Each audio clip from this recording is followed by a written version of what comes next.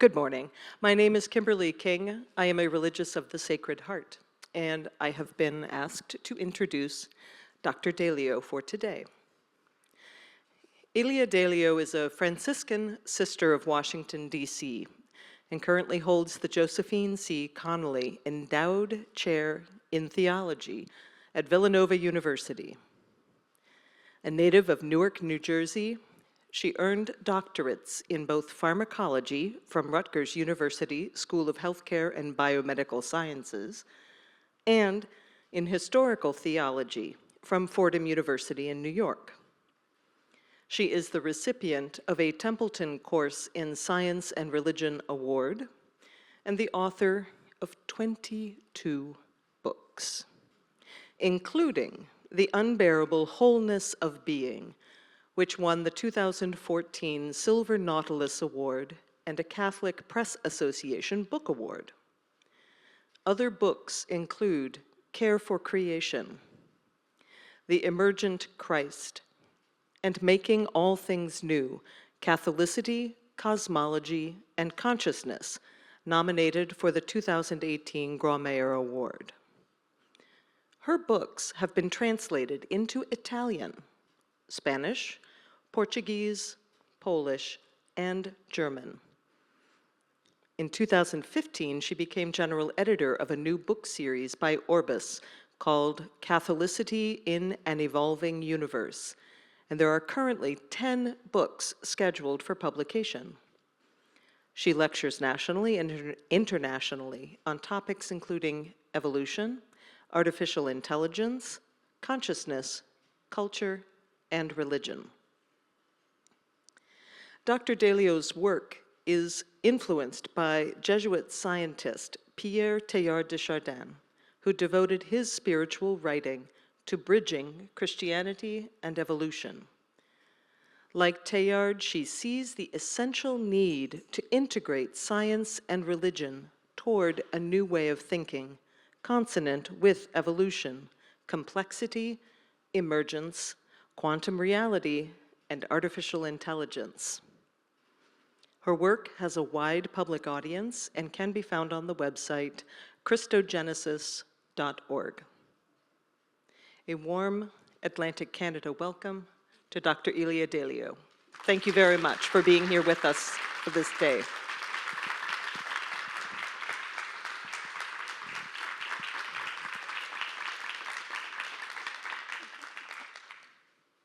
Thank you very much. Thanks.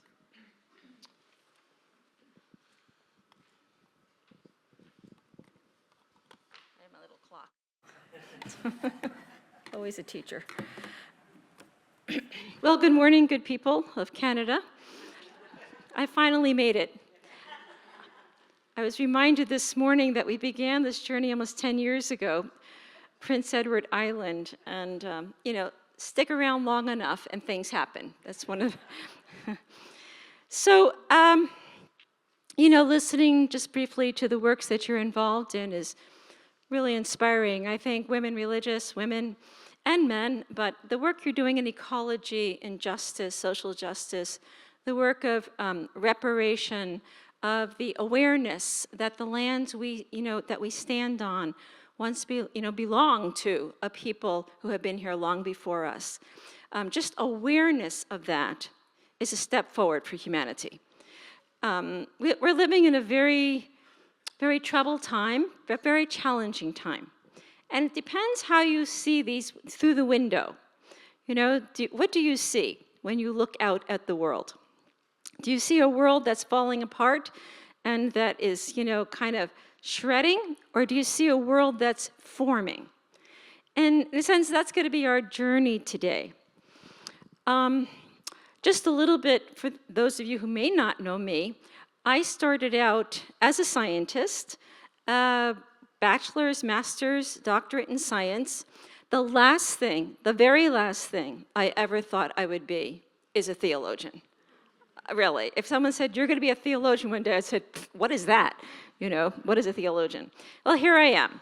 So, I've given up planning. I just sort of go where the energy of the Spirit moves me, and it's a lot better, believe me. My dream was always I was in ALS research, so Lou Gehrig's disease, and related pathologies of Alzheimer's disease. And my dream was to find the cure.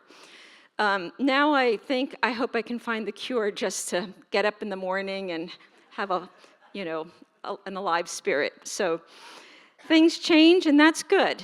I was a very, very traditional Catholic, super traditional, that I entered a very strict Carmelite monastery right after my graduate school in pharmacology, literally leaped from the classroom into the cloister. And I don't know what I was thinking. I probably had my first head concussion then.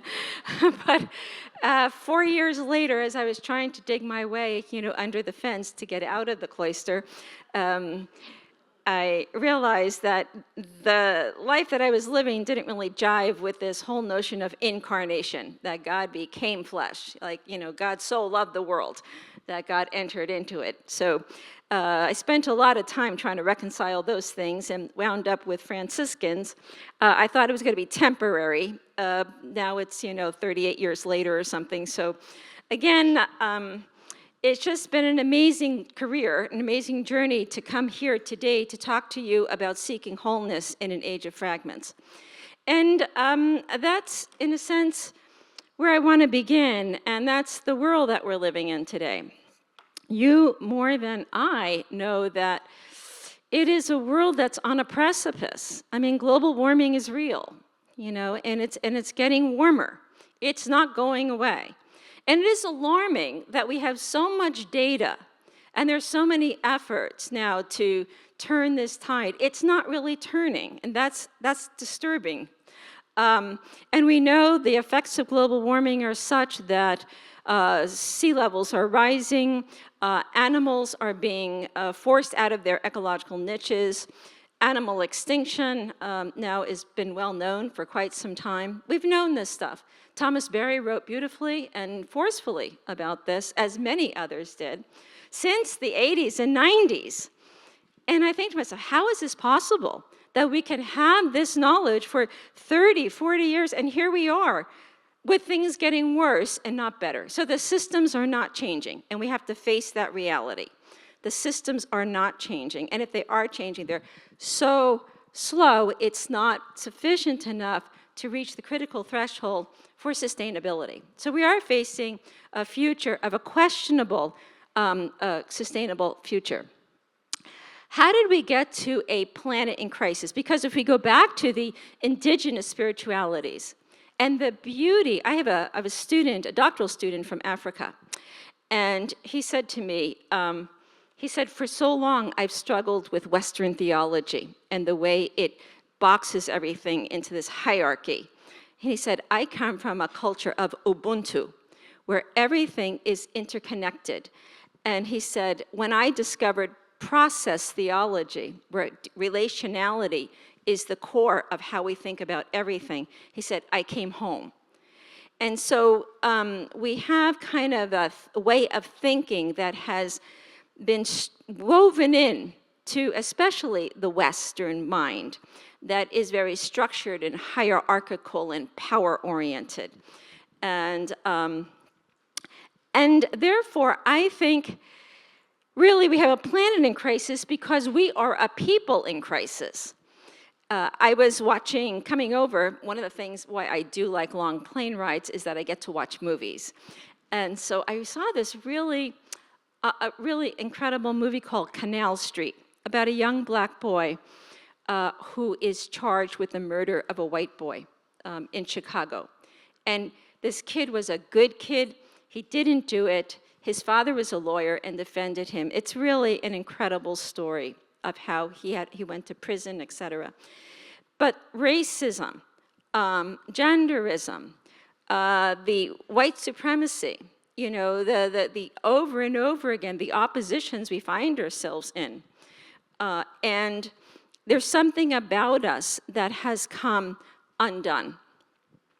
And that's really what I want to understand. Not so much, well, I do want to understand what's come undone, but I also understand what's the power within us to go forth in a new way. Because I don't think we're just falling apart. I think we might be falling forward. So I want to, I don't want to leave on a, oh no, what are we going to do? I want to say, oh, now we know what we're going to do. So stick with the program. Don't get too down.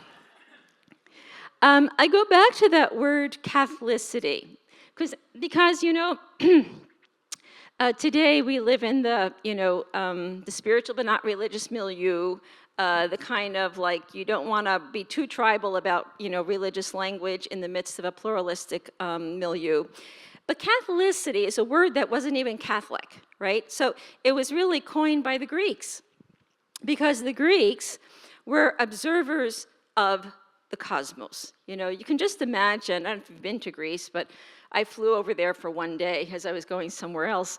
And the beauty of the mountain, kind of like Canada, a little bit.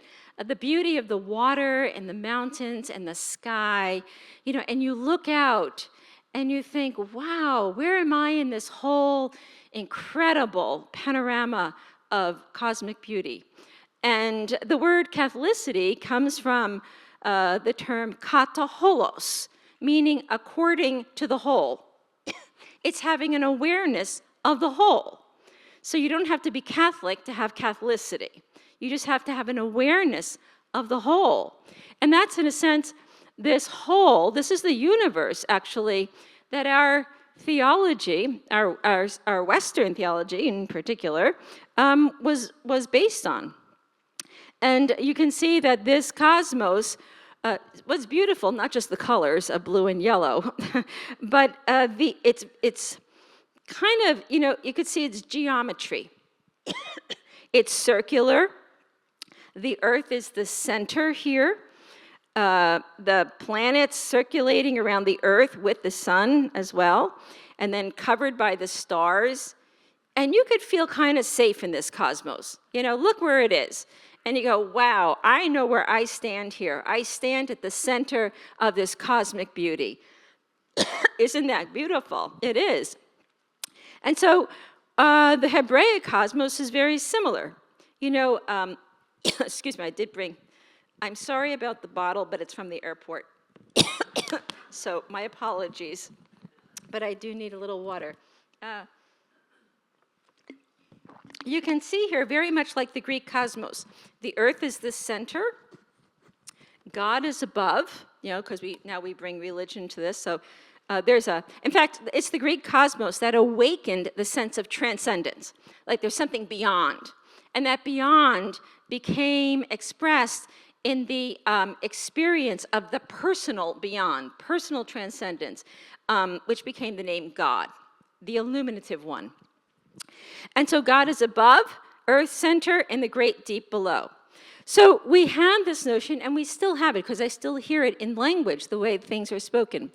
God is, we picture God as one, not you, because you all look very illumined and enlightened, but a lot of people picture God as a great big being, sort of like the Wizard of Oz, And God is like a geometer. God has planned everything here.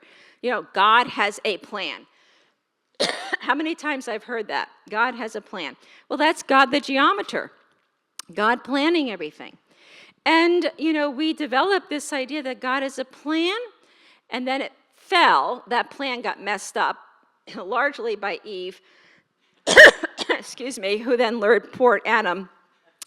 And then you know how that story goes. The whole garden went corrupt, and it's been a long journey out of a garden that went haywire.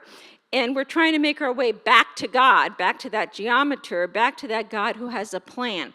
Even my undergraduates say God has a plan. I'm like, well, can God let us know what the plan is? Because we'd really like to know, And the fact is, what if God doesn't have a plan? Whitehead said God does not have a plan, God has a vision. And that's what the Bible is about, a vision, not a plan. There's no plan. But God sees what the possibilities are, right? There's God's a dreamer.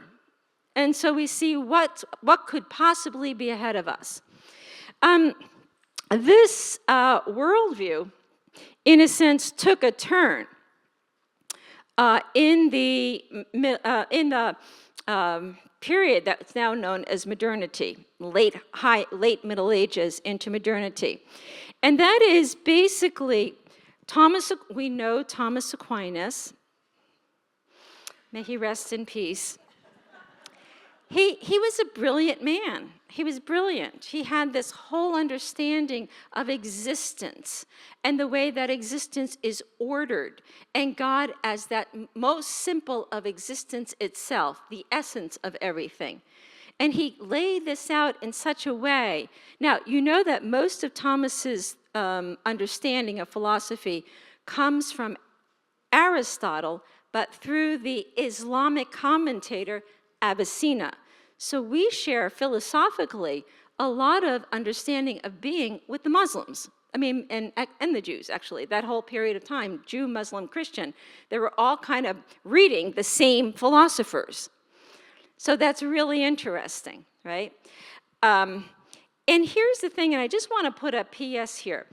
We're coming out of it's a biblical tradition, and then all of a sudden we come to a way of rationalizing what Jesus is about, and then we philosophize what Jesus is about. And the one thing I've thought recently is, have we lost Jesus, in this whole mix? Because Scripture, I mean, when you read Scripture and what Jesus is about, it's hard to put that together with, this kind of very highly abstract philosophy, that's making its way to utter simplicity, utter immutability, utter omniscience, utter omnipotence. I'm like, is that Jesus? I mean, how do these two things fit together, right? Well, we've made them fit together. It's called the church, but but we have to really come back to that one. In any event, Nicholas Copernicus, in the late 14th century, I think, was an astronomer. So observance. So always observe the cosmos. If you're not sure where you're going, look at the stars, right? So he's looking and he says, oh my gosh, it looks like we're not the center here. It looks like we might be moving according to my calculations. And of course, Copernicus was quite nervous about publishing those findings. So like the good tooth fairy, he buried them under his pillow. And he was a good friend to the Pope, actually. And he knew that his findings could be very, very disruptive. So it took a number of years, but then others like Tycho Brahe and Kepler, confirmed these observations that we are not the center of the cosmos.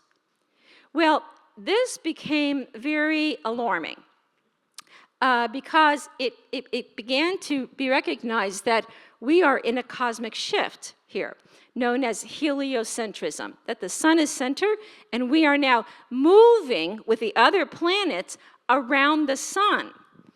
That slight shift of movement really put a huge kind of stop, like it was red light, stop, do not go, Now, you have to remember that the rise of modern science coincides with the rise of the Protestant Reformation. So, the church, the Catholic Church, was feeling threatened on all sides. And you know what that happened, again, that's like, right? It's like, oh no, we're not going here. So the church did not really accept heliocentrism, but neither did it reject it, right? And that's always where the church is with regard to science. It doesn't fully embrace it, but it doesn't fully reject it, which was really interesting. What the church was really concerned about was you make sure that we're the authority of the deposit of faith, all right? We're the true deal. So don't go with Luther and those Calvin guys and all those other kooks out there. So Galileo came along and said, this is great. Copernicus is absolutely right. We are moving around the sun. And Galileo was a very known as the father of modern science, and used tools and measurements to say, yep, this is true. His affirmation of the two books, the book of Copernicus and the book of, the book of nature, the book of scripture, basically landed him in house arrest in Florence. So it wasn't the worst thing, if you're going to go on house arrest, go to Florence, Italy. I think one of the greatest stopgaps in our own age is right here. We have yet to reconcile modern science and religion. We still, to this day, on all levels of our systems, educationally, we separate these things, right? The sciences are on one end of the campus, the humanities are on another end of the campus. So that a student majoring in theology may never go through one day of understanding what the cosmos is about, or what science has to tell us. Most of the theology learned is from the patristic and the medieval period. On the other hand, science has been taking off at an accelerating rate as if religion is just irrelevant. It doesn't matter, like it's just old, outdated, mythical ideas, and it's more of an obstacle than anything else. And this is our deep fault line right here. Unless these two areas really come together and share their knowledge, we're not talking about making them the same, but each of them looks at the world through a particular way of understanding. We need both ways of understanding. We need to understand how things are working to understand why things are working at all, right? Purpose and meaning go hand in hand with, what is it about? So the what and the why belong together. And yet we're still reluctant here. Pope Francis in Laudato Si is trying to move in this direction. If you read Laudato Si, it's the first encyclical that really begins with an awareness of the environment. Like, hello, we live on planet Earth, and it's not doing well, right? But then, if you go to the theology of the encyclical, and it's mixed. We're still, there's a Thomism that's wedded through it, and then there's an anthropocentrism there as well. We're still the noble center of the universe. We're still special because we're made humans in the image of God. And it's like, Francis, I know you want to go where you want to go, but the other guys don't want to go where you want to go. So that's why you have to write these things, right? So it's a lot of political maneuvering to try to get something like that going. And that's part of the problem, I think, of the church today. We know that this rift between science and religion was not so much the churches themselves. In fact, many scientists, in the Middle Ages and into modernity, they were religious people. Many of them did science precisely because of their religious beliefs. It was because God is creator that is worth to know this creation in its natural beauty, in its wisdom, in its incredible awesomeness. It's really this guy who messed things up. René Descartes was really a neurotic of some sort.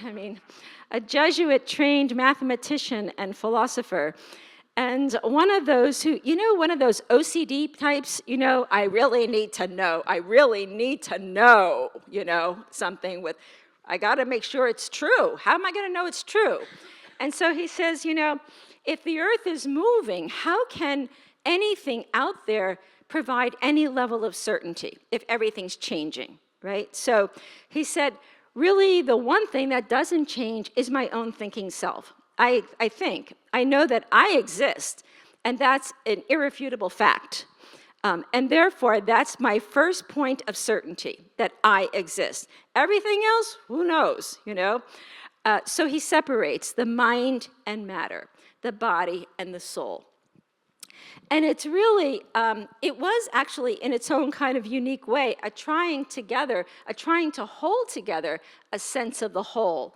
In other words, my thinking self can, in a sense, make the rational decisions that hold the whole together. But it didn't hold together, really. In fact, after Descartes, if you even look at what happens in the history of science, science itself becomes just mere stuff. It's just stuff. It's like animal dissection, for example, became really, it's just awful what people would do, because it's just like, well, this is just an animal, tear it apart, rip it up. And we did all sorts of gruesome things, to animal life and natural life. And Descartes really plays a significant role in the rise of modern philosophy. We live in a world that's really been shaped by modern philosophy. In fact, most of our problems they're less theological than they are philosophical. And it's hard to get our heads around that because we don't wake up thinking, oh, we have a philosophical, existential crisis. But that's exactly, I think, what we have. After Descartes, I think what we can find is what Ian McGilchrist calls a divided brain. Now, by that he means that once we began separating ourselves from the world of matter, and we became sort of locked into ourselves. Now the brain, just as little, this is really not, if you hope you're known here as a neuroscientist, because this is not the best, anatomical sketch of things. But you get the sense that the brain has two major hemispheres, the left and the right.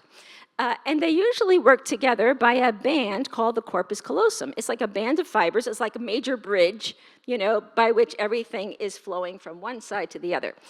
And according to, just so you know, the left brain is the analytical brain. That's the brain that does logic, reason, your wordles, your control thing. It breaks things down into bits to analyze. The right brain is the brain that's attached more to the body. It's the brain of the senses, the emotions, the wider field of creativity. And so basically, if you were to have this whole thing operating, the senses take in information, kind of the right brain, and then it moves to the left brain, kind of processes those things, sort of like your food processor, breaks it up into little bits, and then it goes back to the right brain, and the whole thing says, oh, that's a globe. And that's how we do things. every millisecond of every minute of every day, the brain is operating like this. Now, McGilchrist says, with the Cartesian dualism, we retreated from that right brain connection because the starting point becomes then rationality, the abstract, the thinking process. And so basically we are half-brained, not you, but we as a kind of a general, very general statement of things. We're cut off. We've become cut off. And you listen to how people talk about things. Look at the data in the news. It's all about data, right? It's all about breaking things down. What's the analytics? What's the data? What's the method? Everything's methodological. What's your methodology? And so we're not good at how's your feeling? What are you experiencing? What are you visualizing? Now, I know we're getting back into those things, but we're going to have to kind of bring this into how technology has built on this little Cartesian thing here. Newton, Sir Isaac Newton, built on Descartes' world. So we're coming out of a Newtonian mechanistic universe. That's the universe that really shaped us for the last 500 years. And basically, it was a world of lawfulness, laws of gravity, laws of motion, laws of how matter works. But the world was like a big machine. One giant machine, and you just find your place in the machine, like what's your part in this machine.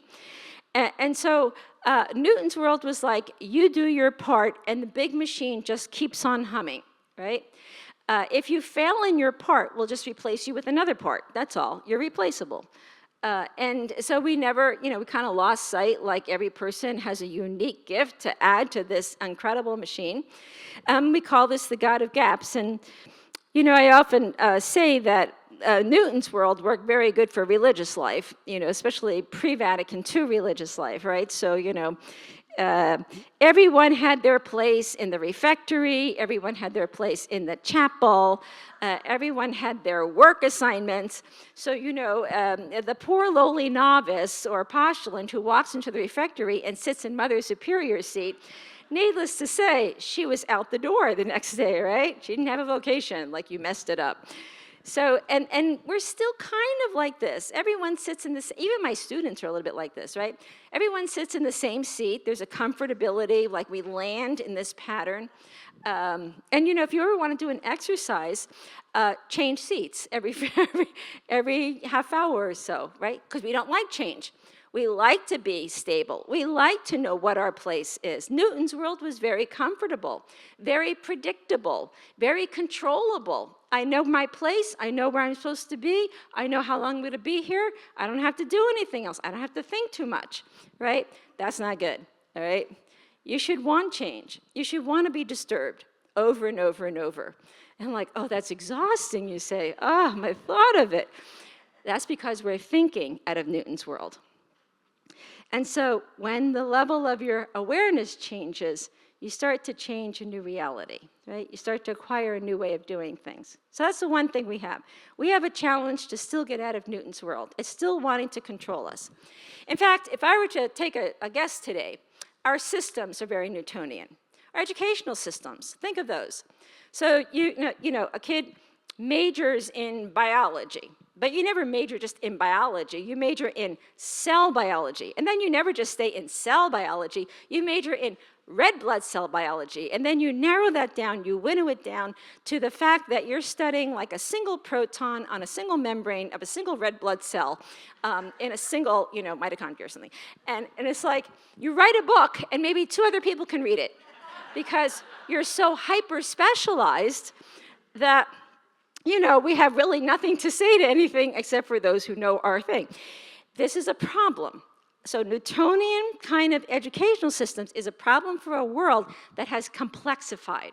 We have incredibly come into multi-layered relationality. So you put a kid out into the world, and that's why they're stressed. It's like, how do I think in these levels of multiplicity when I'm trained to think in the level of hyper-specialization? Right? I know what I can do. I don't know how to think across these terrains of complexity. So today we are beginning to realize that education has to shift. And you probably have heard that even some humanities are being, now this is really, I think, terrible thing, but there are schools that are actually closing their humanities programs. That, like I can tell you 3 universities in the US where they are eliminating all the humanities. And that's a problem. Right? That is a problem because there's something about us that's really changing fast. And humanities keep us human. They kind of deepen what we are, right? So we're going to have to think about that and how are we going to go forth there. Anyway, all this to say, we are not in Newton's world. We're in Einstein's world. Actually, we're even past Einstein. But, this is our universe. And this is just a 2-dimensional sketch of it, but it's an incredible universe. It is a vast universe. It is an old universe of about 13.8 billion years old. Billion years. Who could possibly get their heads around these large numbers, these large dimensions? We don't really know how this universe came into existence. There's all sorts of theories because basically our mathematics breaks down at a certain point and we can only trace it back so far. We call it the singularity. And there's all sorts of speculations. Did we emerge out of another universe? Are we one of many universes?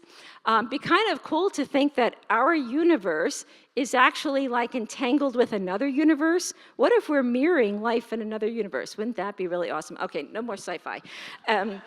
So our universe is, it began as a hot something, hot, dense material that rapidly inflated.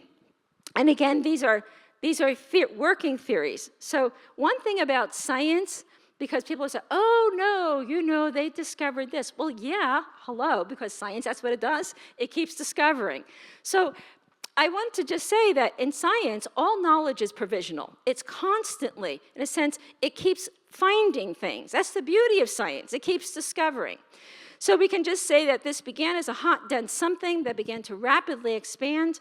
And then it began to cool, and the cooling is part of the expansion process, and therefore most of the energy in this universe is dark energy, which no one knows what it's about, called dark energy, and some of it is dark matter. So here we are. This is the amazing thing. Here we are, after 13.8 billion years of cosmic life and about 4.2 billion years of terrestrial life, because our little planet Earth really probably comes from an asteroid collision. You know, we erupt, actually we emerged probably out of a cataclysmic cosmic event, and began in like a little hot sulfur pool, you know, somewhere probably in New Zealand or something. And here we are. I mean, is that not amazing? That we could even think about this, that we could even know it in some ways. And so, you know, one thing we realize is that this is a world of energy. One thing that Einstein, he was pretty incredible, and I always think, you know, if you really have a boring job, don't give up hope. I mean, because he was a dreamer, he was a mathematician, and he was a doodler, and I think he just kept working on equations to really say, nope, Newton wasn't quite right, and here's how I see things, you know. Energy. So what we're saying is that all matter is a form of energy. And I think we're kind of knowing this in some way, but we kind of don't yet, right? And the fact is, where there's energy, you really can't pin things down and like put a grasp on them. Energy is strange, it's relational, it's, you know, it's this and that. It's what we call quantum, right? Quantum energy are these little packets of energy that can act like particles and waves, and we're not sure what they are. So energy exists like in superimposed fields. And therefore, the only way we can really know what something is if we observe it. So scientists began to realize in the early 20th century that this is an observer-dependent universe, that we can't say what anything is without the act of consciousness. And so this wave-particle duality has even been used recently to describe what we're about. We're like wave particles, right? We're here and there. We exist in a particular location, but we're extended and we're interrelated with everything else. And it's really quite interesting. You know, this is a much more exciting universe than Newton's Legos, you know, than the kind of building blocks of Newton's universe. And so what, you know, philosophers and physicists have shown us in this world of energy is that it's not only interactive, it's entangled. Entangled is a great word that I'm beginning to use more and more because it means once things have interacted, like say two particles, right? And then you split these particles apart. And you place a particle here, like on this podium in Halifax, and one on the planet Venus. If I turn this particle 180 degrees up, the particle on Venus will turn 180 degrees down. And you go, that's incredible. How's that possible? Well, because things that have interacted will forever interact. And that's really, it's just amazing. So the measurement of A doesn't just produce B, they actually influence mutual interacting. They're influencing each other. So we call this non-local action at a distance. And the philosopher Henry Stapp says not only matter is interactive, but minds are interactive.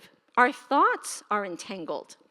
It means that if you have met someone or interacted with someone and then you're split apart, that a thought that appears in your mind can appear in their mind as well. We used to call this a strange coincidence, or, you know, I mean, the example I always use is like, I used to work with this person, Pat, and, you know, Pat retired and she moved away. And one day I was thinking, I wonder how Pat is doing. And sure enough, what appeared was a phone call from Pat. How are you doing? And I said, I can't believe it. I was just thinking about you. And that's kind of the entanglement. And if we were to begin to realize the effects of entanglement, that we are affecting everything else and everything else is affecting us, that brings about a whole new awareness of what we're thinking, how we're acting. So entanglement is another way of saying that physical reality is interconnected at its deepest levels, and that there is a superposition of states that is complementary rather than contradictory. So what's important here, and why I spend a lot of time just kind of laying these physical principles out, is because unless we know what nature's about, we cannot know really what we're about. And I think sometimes we have become the most unnatural beings on the earth, humans. And so the beauty of nature is that it is interactive, interrelated, and this is from Karen Barad's work. Once a pair of particles or a divided single particle is entangled, they remain connected no matter where in the physical universe they travel. That's pretty incredible. Once entangled, forever entangled. That's pretty amazing. And so we call this relational holism, right? If reality is non-local, it means everything can affect everything else and doesn't have to be based on distance, then nature is not composed of material substances, but deeply entangled fields of energy. It's as if we were to look outside and think, oh no, that's not just a tree and a flower and a lake, but these are entangled fields of energy, all interacting with one another. And you know, this is where I do think some of the indigenous spiritualities already knew this, right? You know, for example, in the Ubuntu culture, when a tree is cut down, the tree sends its spirit to surrounding trees. That kind of entanglement, you know. And if you've read Peter Wohlheben's Intelligent Trees or Merlin Sheldrake's Entangled Life, nature is already living this way, right, in this sense of an undivided wholeness. So what we are saying is that most of nature actually works as open systems. In other words, an open system moves from, you know, it doesn't follow the second law of thermodynamics from order to disorder because it's open. So a closed system without energy input will wear down. And that's sort of like the systems we have grown up in. They've been closed systems.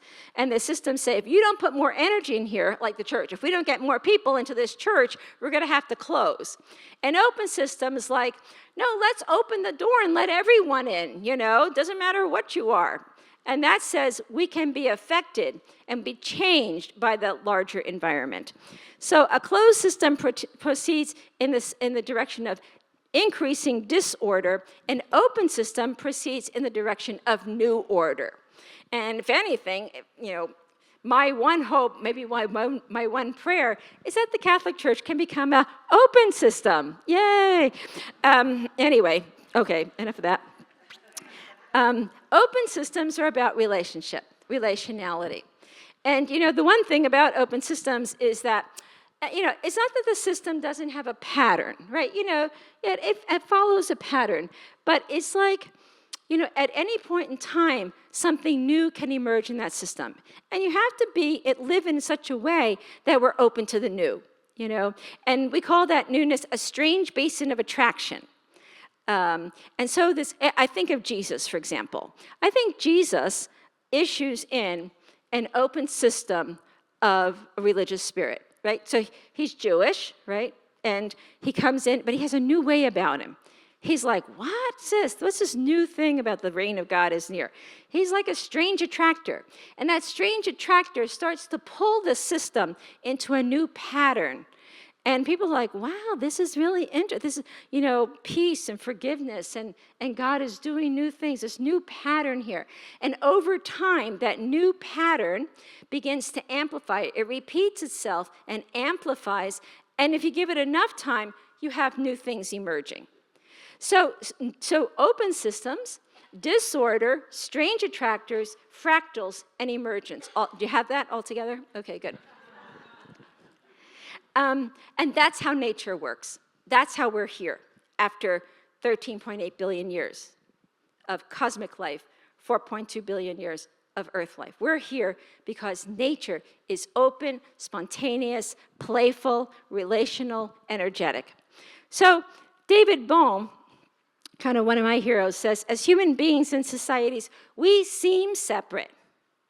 This separateness that we have built societies and cultures on, this is artificial. This is artificial intelligence, quite honestly. In our roots, we are part of an indivisible whole, and we share in the same cosmic process. We are part of an every single person, every religion, ethnicity, race, culture, wherever you find yourself on the planet, we belong to a cosmic wholeness.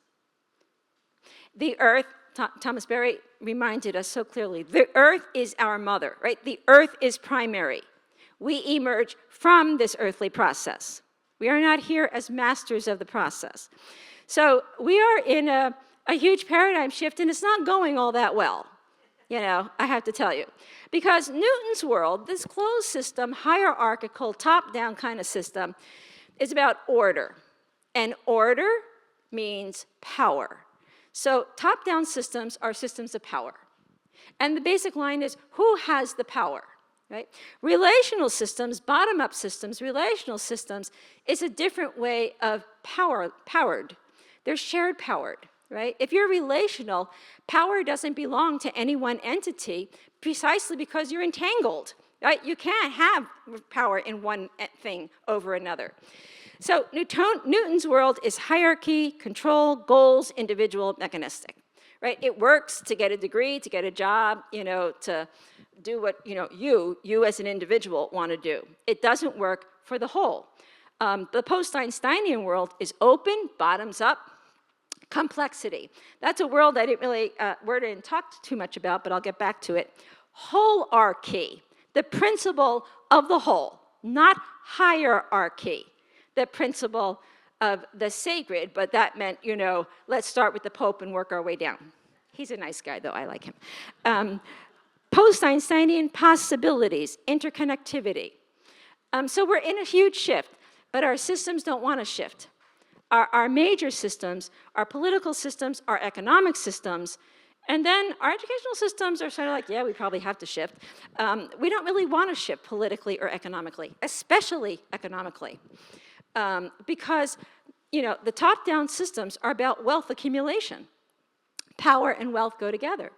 And the fact is, no one wants to give up that, and we do not have a sufficient awareness of belonging to the same cosmic whole to want to abandon those positions of power. And you gotta kind of name the reality that we're in, right? And it's about power, money, and position. And the thing is, what we want to move toward, to go back to nature, because I think our whole, what do you want to be when you grow up? I want to be the earth. I want to be part of the whole. I want to return to my own natural roots. That's going to be a whole new way of living, right? A whole new awareness of things. So it's about consciousness, about where your mind is. And the one thing I think, one of the major discoveries of 20th century physics was the relationship of the mind and matter. Mind and matter. I was talking to a philosopher the other day, a really super guy, really smart and very well known, Jack Caputo. And he still has ideas that the mind is separate from matter. And I was like, wow, that's really not what quantum physics is telling us, Bertrand Russell, who was a British philosopher, says, we know nothing about the intrinsic quality of physical events, except when these are mental events that we directly experience. We can't say what the intrinsic quality of this wooden or plastic desk or whatever it is here is, except experiencing it. He says, in having conscious experience, we learn something about the intrinsic nature of physical stuff. And here's the key, for conscious experience is itself a form of physical stuff. And that's like, huh? What does that mean, What does that mean? Max Planck says, I regard consciousness as fundamental. And I regard matter, here's the key, matter as derivative from consciousness. We cannot get behind consciousness. Everything we talk about, everything we regard that exists begins with consciousness. we have learned how to talk about everything apart from apart from the mind. So we talk about people and things and world, and we have no idea that everything that exists, everything that I'm talking about, begins with my awareness of what I'm talking about. So consciousness so what we're saying here is that not just me, but matter itself, this is what scientists are saying, matter has a wave-particle duality, and therefore every aspect of matter has a mindfulness to it and a material quality. And you're like, what does that mean? How can a quark have a mind? Because we think of mind having this. But mind here really just refers to the way, we might say, waves overlap, the way that there's an informational exchange. We don't know what consciousness is, so don't feel like I'm giving you anything like, we don't know, but we do know that without it, we just wouldn't exist. No consciousness, nothing else, right? No mind, no matter. Everything that we're talking about begins with mind.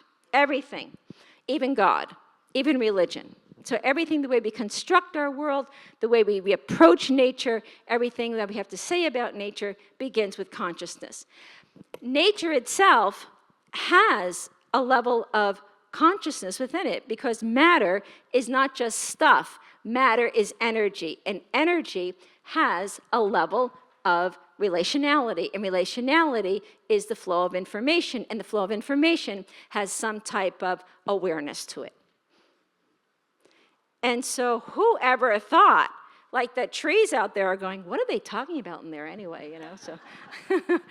Like, they're talking to one another, right? They're aware of us. Whoever thinks like that? Like the water out there, the sea pond, the leaves, the sky, they're all like, yeah, these humans are gathered in there, and it's pretty artificial in that our environment that they're in, but, In the beginning was consciousness, we can say. In the beginning was the Word, and the Word was conscious, and the Word was life. Consciousness may be the very basis of life itself. God, for the Hindus, God is consciousness. The whole spiritual journey is to the purity of consciousness. And attaining that is Atman, right? Brahman, right? To attain that purity of mind. And so we call this relationship between mind and matter panpsychism. That consciousness is a fundamental quality of cosmic life. Consciousness precedes matter. In fact, everything has consciousness. The mental occurs down to the lowest level of the physical. Everything has a level of mindfulness and materiality. That's our reality.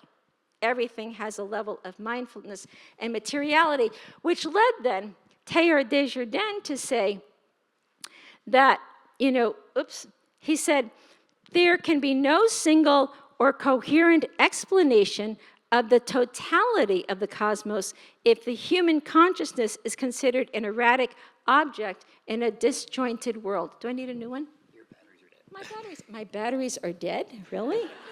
That does not sound good at all. The whole must include mind and matter. It's not just about matter.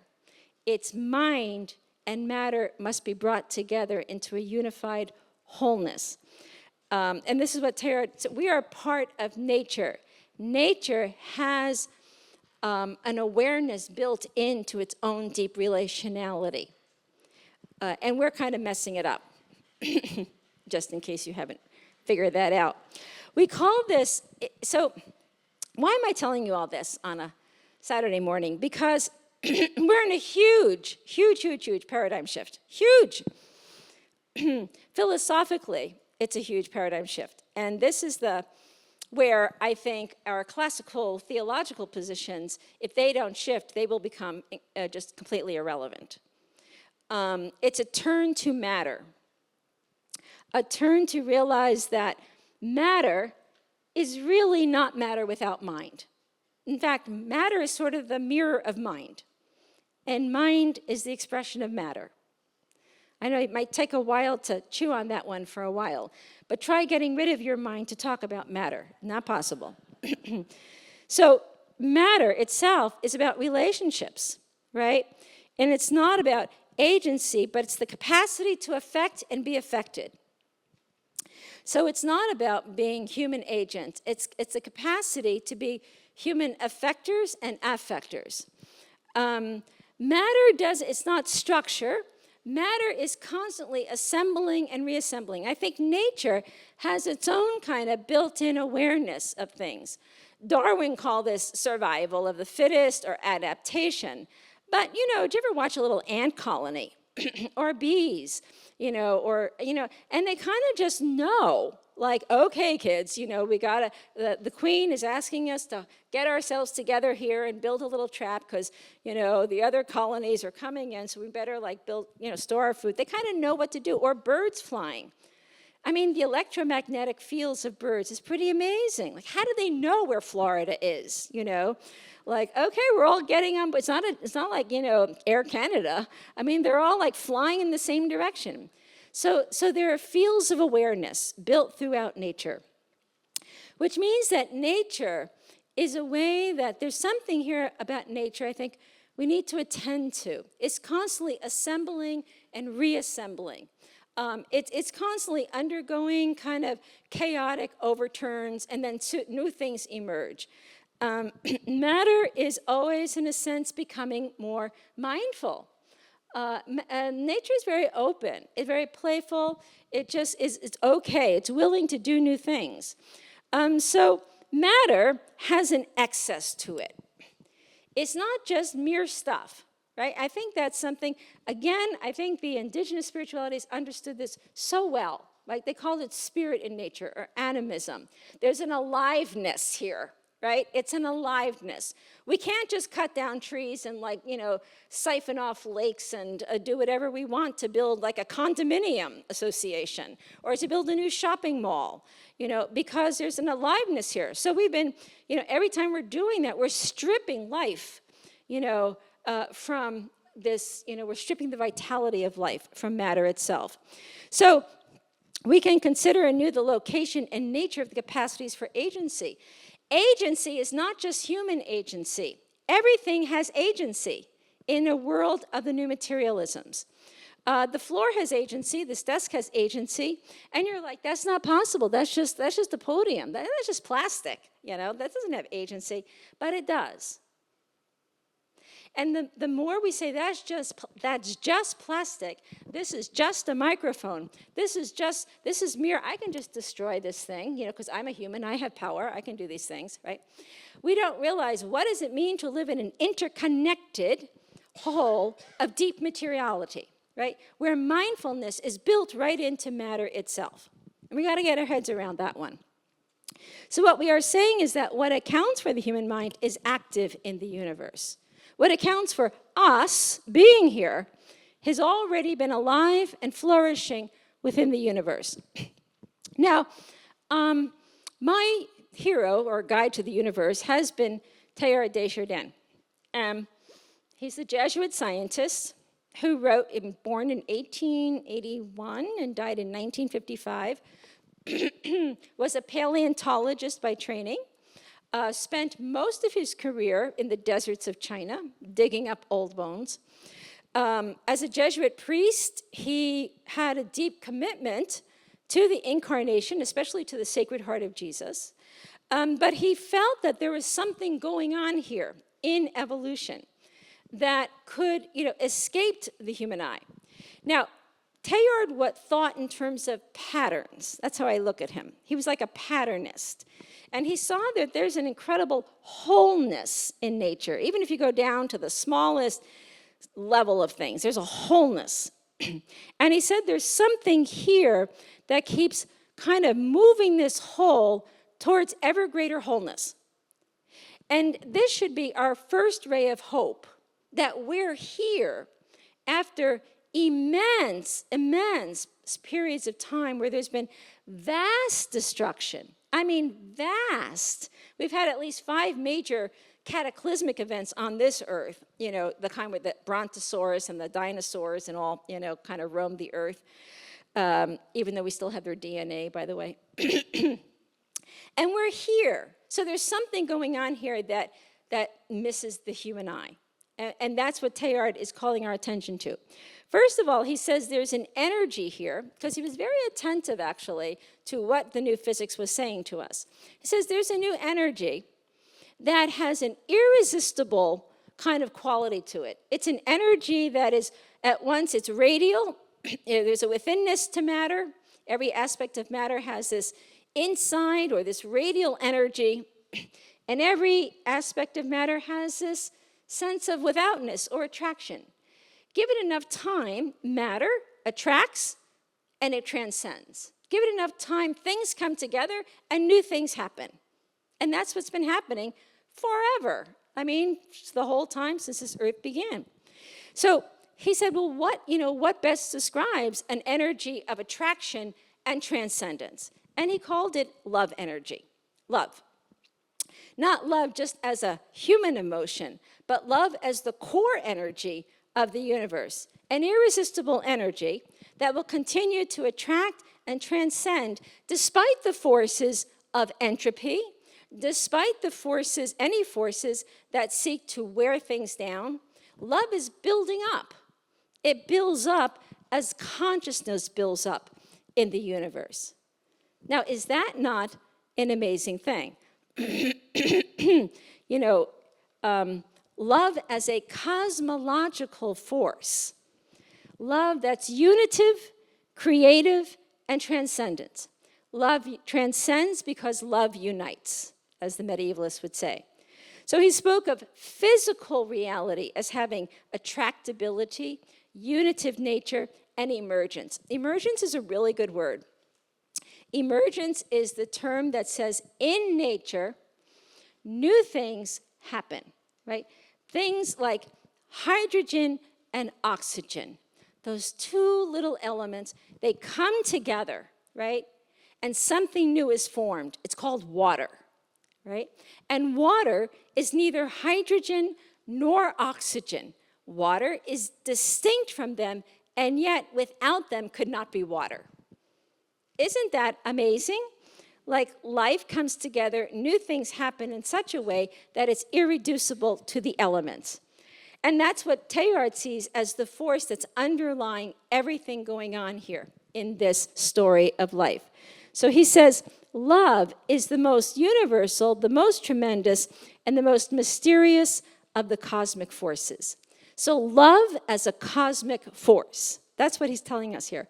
Love as a cosmic force, not just a human emotion or a cultural sentiment, but the deepest reality of our cosmic reality, our cosmic life. And therefore, if love is our cosmic reality, our deepest energy, is what Teilhard is saying, then he says, it is not just little, entities, all individual.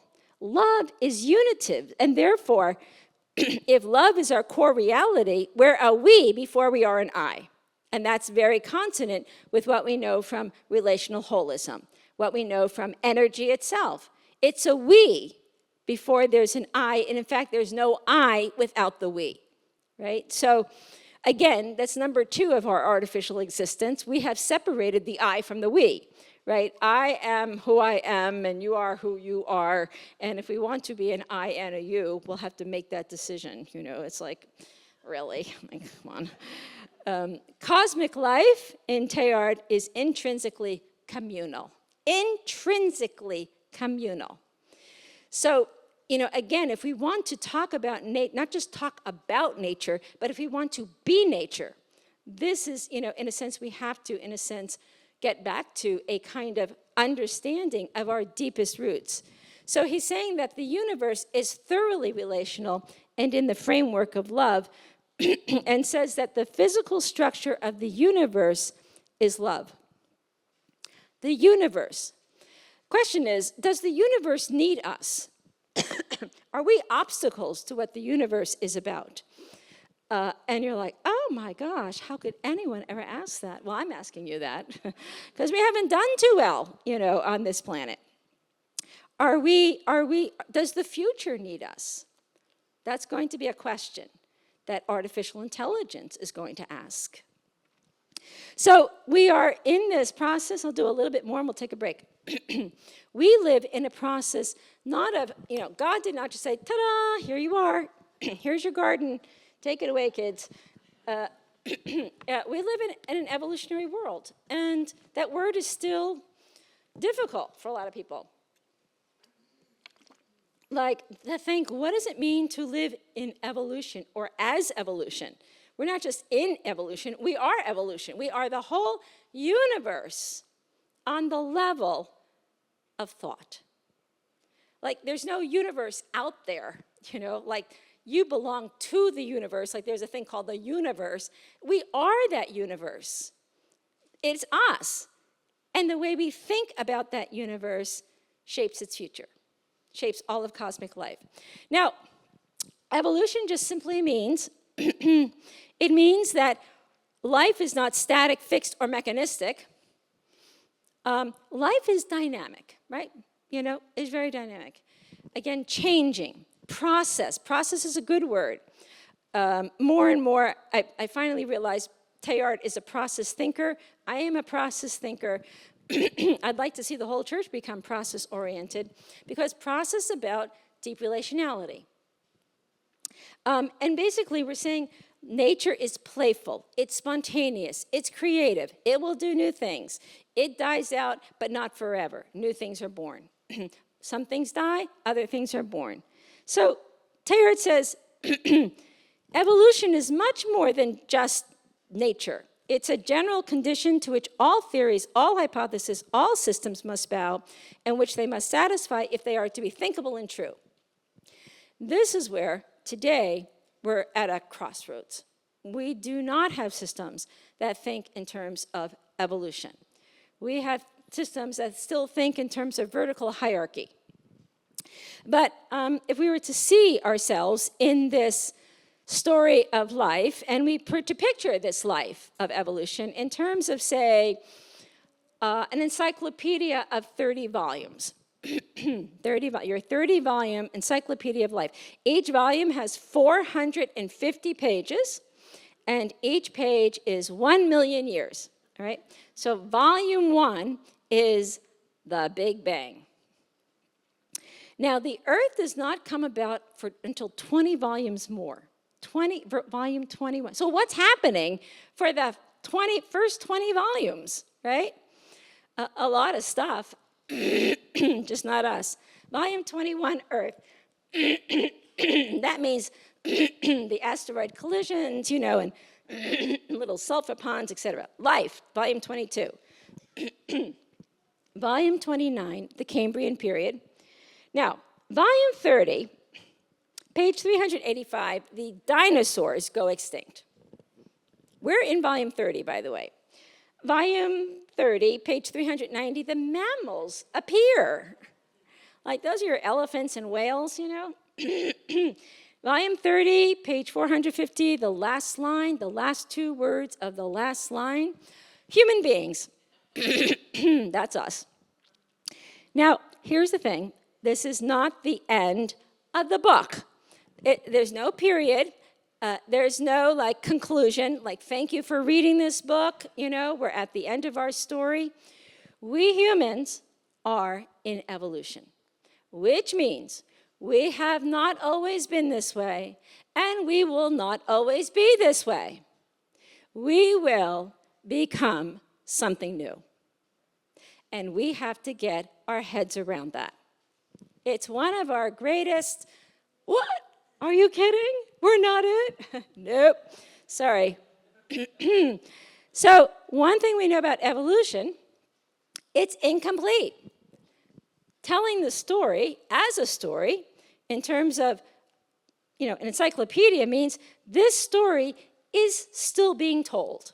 And we're the ones to, in a sense, now write the next chapter.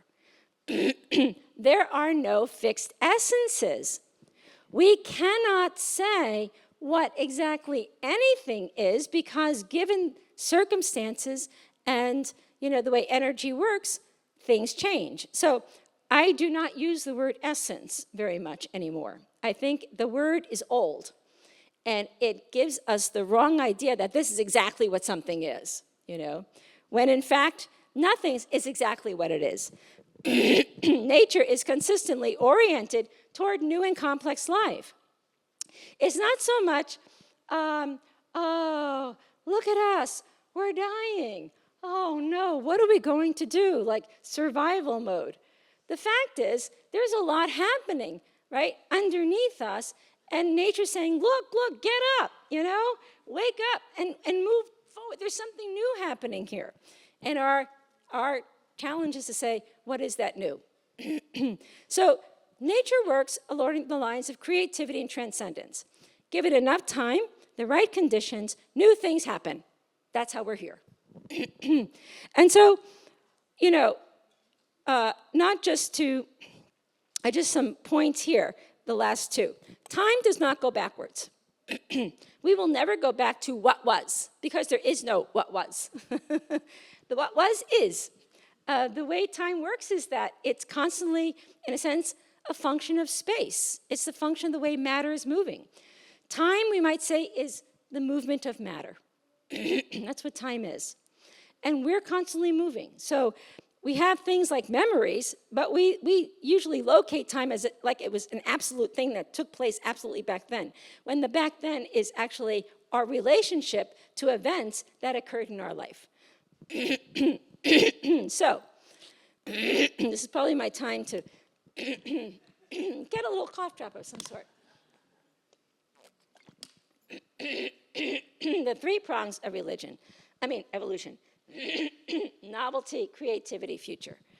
We, excuse me.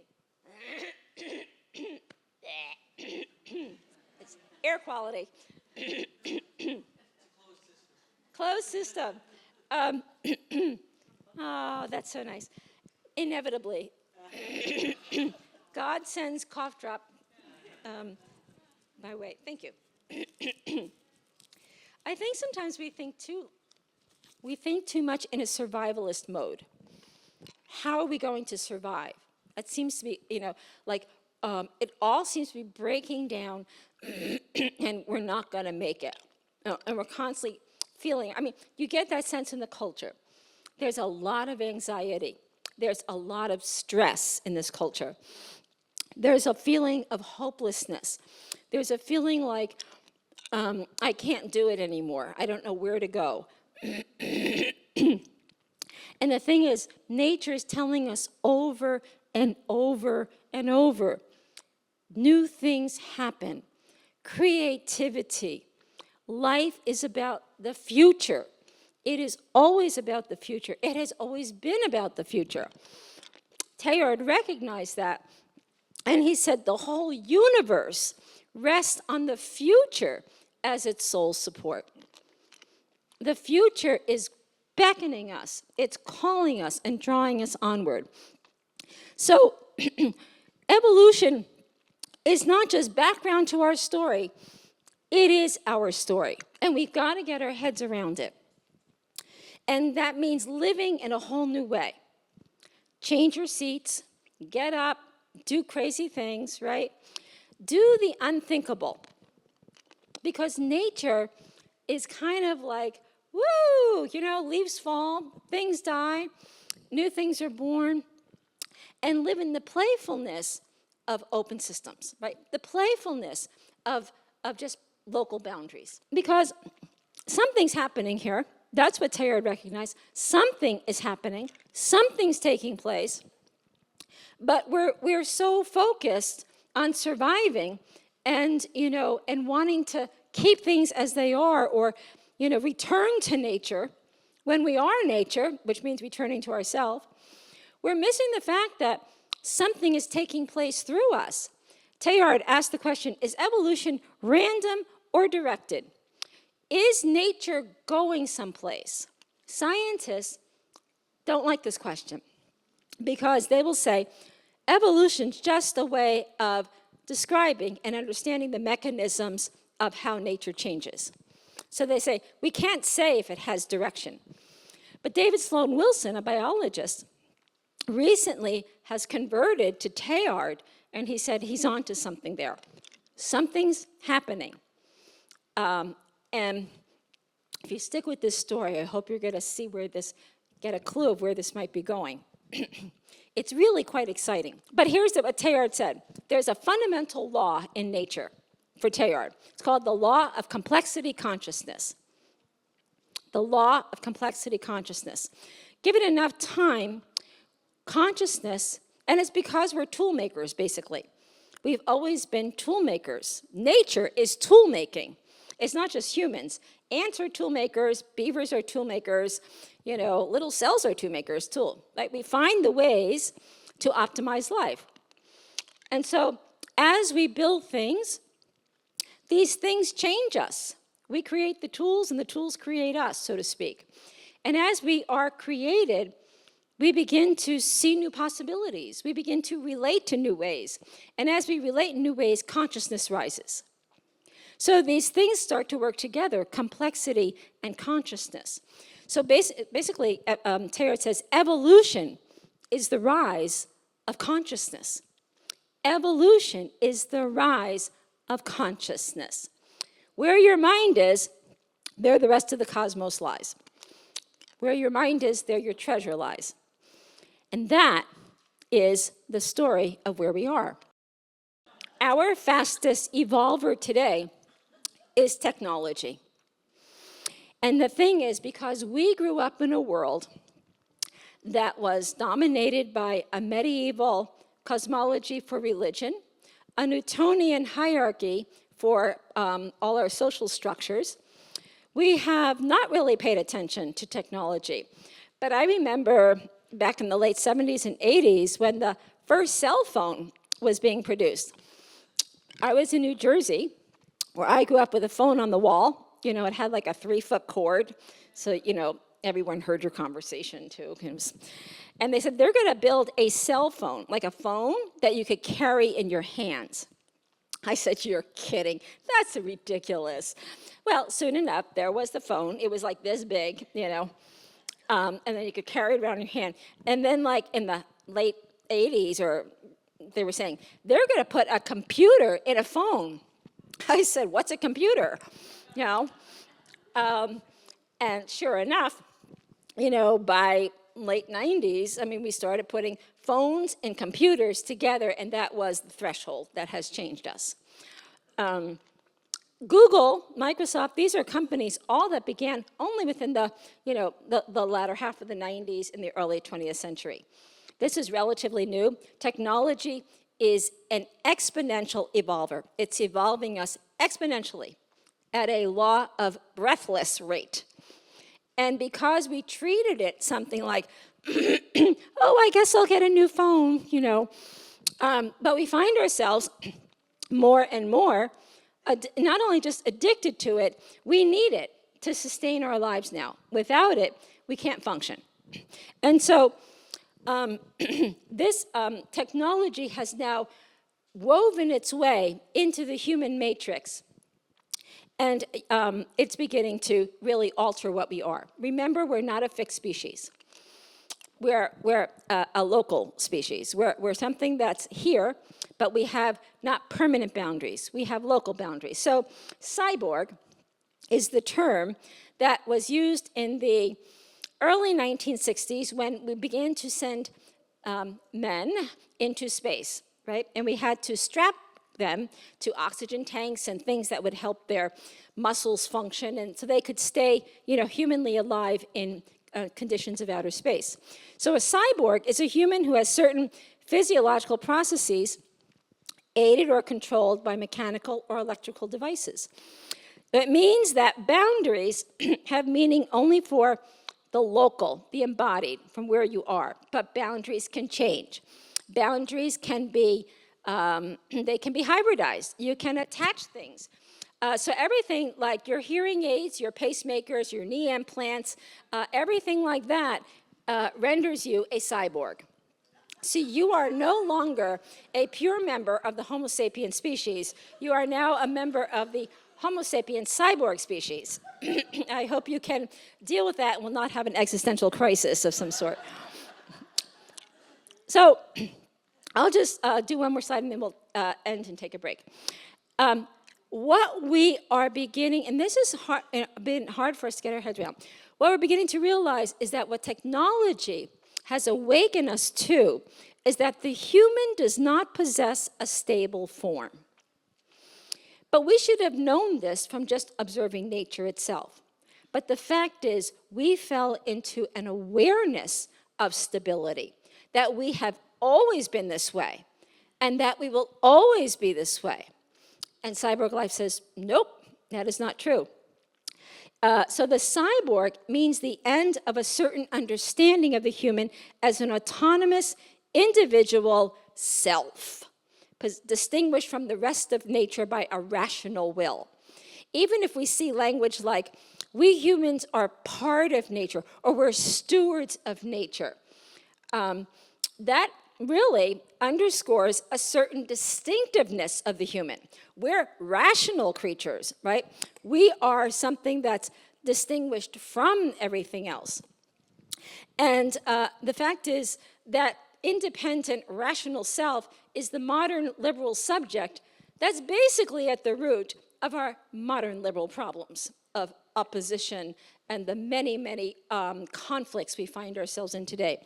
So what the cyborg is about is that what counts as human is not and should not be self-evident. The human actually is being redefined today as a constellation of physical, cultural, spiritual forces constantly in formation. We are more like eddies in a stream than like fixed blocks. We're constantly being formed by our relationships as we are forming relationships. So even the question of soul or what makes us distinct, even that, those are outflows of core constitutive relationality, which means that all that we're about can change. And the question is, what do you want to be when you grow up? What do you want to be? Change is the operative name. Quite honestly, the New Testament is really all about change, right? We call it conversion. Before I begin, do you have any outstanding questions or any thoughts that, you'd like to share, some clarities that we need to straighten out before you go on? Or you're good to go?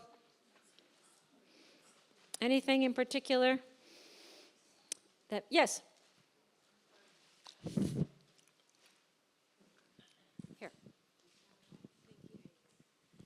I was just thinking of the slide with the divide between religion and science, and then the slides at the end that reminded me of my formation with Star Trek when I was young, cyber, and I learned a lot from Star Trek. Anyway, I was, reading about people who studied giraffes and other animals and how many have gender fluidity and same-sex attraction members of many species, and how hard we are, and I have been in the past, on judging and moralizing about the human species, and why we aren't facing this as church to just generally apply science. Yes. Yeah, thank you. That is very true. Again, I think, the church still holds philosophically to a lot of Aristotelian ideas on matter and form. And so you'll see things like intrinsic evil or, essential or substantial, distinctions. These terms have been modified, if not just outright changed, by modern science. Our whole understanding of matter has radically shifted. So cyborg just telling us that nature is fluid, nature is plastic, and so I think having polymorphism and kind of gender fluidity in the natural world is not like a shocking idea. Nature has been, kind of working with this forever, for eons. On the human level, we have reduced everything to this biblical notion that God made them male and female. And that's it. you know, and we know exactly what a male is and exactly what a female is. And of course, today, that kind of essentialist kind of language is shifting to the fact that we are as we perform what we are, you know, that what we are is a constant ongoing engagement of our identity with the world, you know, with our environment. So the idea that gender identity is fixed is just an old idea, right? So ontologies. So one thing, and this kind of just helps us go into the next phase here, is one thing that artificial intelligence has done for us is created what some are calling ontological shock. Ontological, isn't that a great term? Ontological shock. Our ideas on what we think is right or true or exists are disrupted, radically disrupted. So for like having a robot, for example, you know, as a companion, or, you know, I mean, and the fact is, I like my Alexa, quite honestly. I rely on her. I'm like, Alexa, how you doing? Hello, Ilia, are you having a good day? Yes. So one thing that the new sciences and artificial intelligence is really inviting us to is to reconsider what it means to be a bounded person. Those boundaries are not fixed, and to understand the permeability of what we are. The fact that when we're talking about identity or personhood, we're trying to move towards, and this even goes for AI to some extent, how can we better or optimize what we are? And not be confined to, you know, live out of this binary existence. We just don't live in binaries. We live, the logic of nature is much more complex. It's triadic. It works in flow, patterns of flow, rather than this or that. It's black or white. It's, you know, gay or straight, or this or, you know, it just doesn't, it just doesn't, you know, so. And therefore, there's two movements today, two primary movements. I mean, again, these are just broad categories to say that artificial intelligence is moving us, and it's moving us very fast. I'm sure you're familiar now with ChatGPT and ChatGPT-4. And our first thing is like, oh, no, there's a computer who can write essays and write books, and your next book on Teilhard de Chardin will be by a computer. And we're shocked by it. But we created this stuff, I just want you to know. Like, so technology is like a mirror. And it's like, mirror, mirror on the wall, what do you want to be? The best of them all, you know? And so we have to say, this is not something outside us, we're producing it, right? And what do we want with it? What do we want to be with these technologies? Transhumanists are a whole group that arose in the late 90s, a movement, a philosophical and cultural movement that says we can use technology to advance what we are, to become more super intelligent. We can become super wonderful, super this, super that, overcome the death barrier, perhaps move to a more democratic politics and egalitarian political society. So transhumanism refers to the perfection of the human person by means of technology. But in some ways, it's saying that biology was never our destiny. Chips are our destiny. And so radical transhumanism says, don't worry about the biological world because we're exiting that world. And the world of silicon may become our greater reality. So it's hard for us, the radical transhumanism leads us into those scare modes, like, oh no, you know, like robots are gonna rise up and take us over and this type thing. But it's more like, we're more like post-human. Post-human are, in a sense, a reconfiguration of what we are, sort of like transcending boundaries with our devices. So generation, the Zillennials, what they call the Zillennials today, which are Gen Z with a millennial to it, they are post-humans. So they look like, you know, your kids. Well, even if you have school kids, right? You know, they look like us, but they're slightly different. You know, they're wired differently.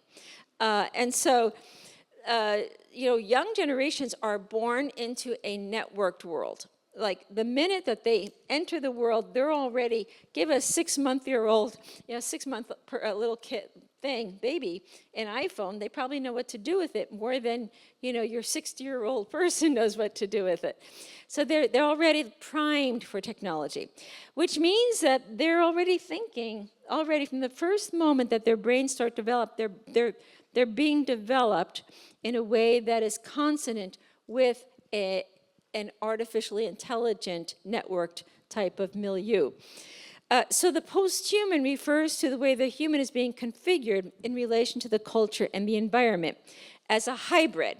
So even if you say to like an undergraduate, give me your phone, and they would go into a panic mode, because their phone is part of them. It's like saying, give me your arm, or give me your head. And they get all nervous and have like a meltdown because we call it the exoskeletal self. The phone it's an extension of themselves into a device. And that's what we mean by post-human hybridization, that we're not being replaced by electronics, but we're being refashioned by them. We're becoming something different. So the post-human has a hive mind, that you don't think apart from, social media is a good example. Like you go onto social media, like older generations. So just so you know, like most of us here are analogs, right? Younger generations are digitals. So we're just talking, just slight differences in existence. Analogs use Facebook like for checking up on, their friends and their family and what's happening. Digitals use it in terms of identity formation. That they're TikTok and Snapchat and Instagram and all this kind of stuff, and it's this constant, in the interface of things like who am I, who do I belong to, what's my community, and an ongoing identity formation through these things. So it's transhumanism, however, that both of these they're not so distinct. It's how we differentiate the use of technology and the way it's changing us. And it will change us, just so you know. We are a species in evolution. We are on the cusp of, if not already, we have maybe crossed the threshold to techno-sapien life.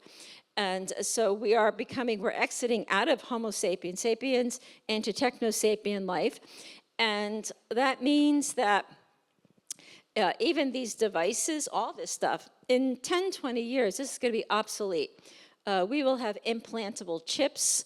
We will be accessing information in a much more, in the clouds, in ways that we can't even think about. And that's the thing. What I find so amazing about technology is the incredible capacity to imagine what does not exist and then to create it and bring it into existence. That is what it means to be a human. That's the distinctiveness of being a human person. And in a sense, it is what distinguishes us from the wider world of nature. Plants and trees are, they're saints, as Merton says, looking up into the face of God, because they do no other than be a plant or a tree. But we humans, we have this very complex brain, and we have the capacity to imagine what does not yet exist. And where does that imagination come from? That's the whole thing. How do we imagine what doesn't exist and bring it into existence? The capacity to create it, and then to have those creations change us. That's how just really kind of incredible our existence is. And therefore, on one hand, one of the things that drives technology is, in their view, the failure of religion. So a lot of Western technology is really, there's a lot of scholarship to show it's grounded in the Judeo-Christian tradition. In the fact that this tradition has held out the aims of immortality, resurrection, salvation. You will be saved from death. We will become a new person, right? Putting on the new spiritual body. And they're like, well, right, religion has failed, and transhumanism now will fulfill what religion promises. Like we have the capacity to attain the very things that Scripture holds out for us. And we're always like, oh, I can't believe that, that's like terrible. But we have to step back. We really have to step back from that and rethink what's going on in technology and really rethink what we're about, especially from this Christian narrative that we're engaged in. Now, one of the things, we were just talking actually at the break, death is becoming more and more optional. Do you really want to die? I mean, you may not have to. So the idea of digital immortality or brain downloading is one thing. I don't have that here, but there's a lot of effort now to move into that respect. I taught a course this past semester on the human phenomenon, and we spent the last half on questions of transhumanism and posthumanism. So I had Martine Rothblatt, who wrote the book, The Promise and Peril of Digital Immortality, Virtually Human. And she's one of the founders. Well, Martine Rothblatt is the founder of Sirius Satellite Radio. So all of this to say is, when she says that this will happen, you can rest assured that it's probably going to happen. So she has been working on models of brain downloading, of digital immortality. So she has a whole new language of mind files. We'll have mind files, like, you'll have downloaded your mind, like in information packets. We'll probably have them on cards, like you have your ATM card, you'll have your mind file card. You might have even mind file machines. And you can say, God, I'm really feeling, rather depressed and lonely. So you just put your machine in the card and you say, just up the dopamine and, just, so you could come out, just replant it, put the card in, good to go. No, I'm only teasing in some respects, but she has this idea of mind files, like we'll have files. So what she's saying is, like, what we are will be replicated in a digitized way that even, say, our bodies, succumb to space-time, and they die, what we are will live on, and they can live on in the new bodies. Like, it could be robotic bodies, it can be, anything you imagine, any kind of embodied form. And that just seems binary, it seems dualistic, and yet she's asking us to rethink what we mean by body, what we mean by matter, what we mean by mind, and how mind and body are very, very much more plastic than we ever thought. Much more in a way that they're just patterns of information that can be repackaged, reformed, and live on a new way.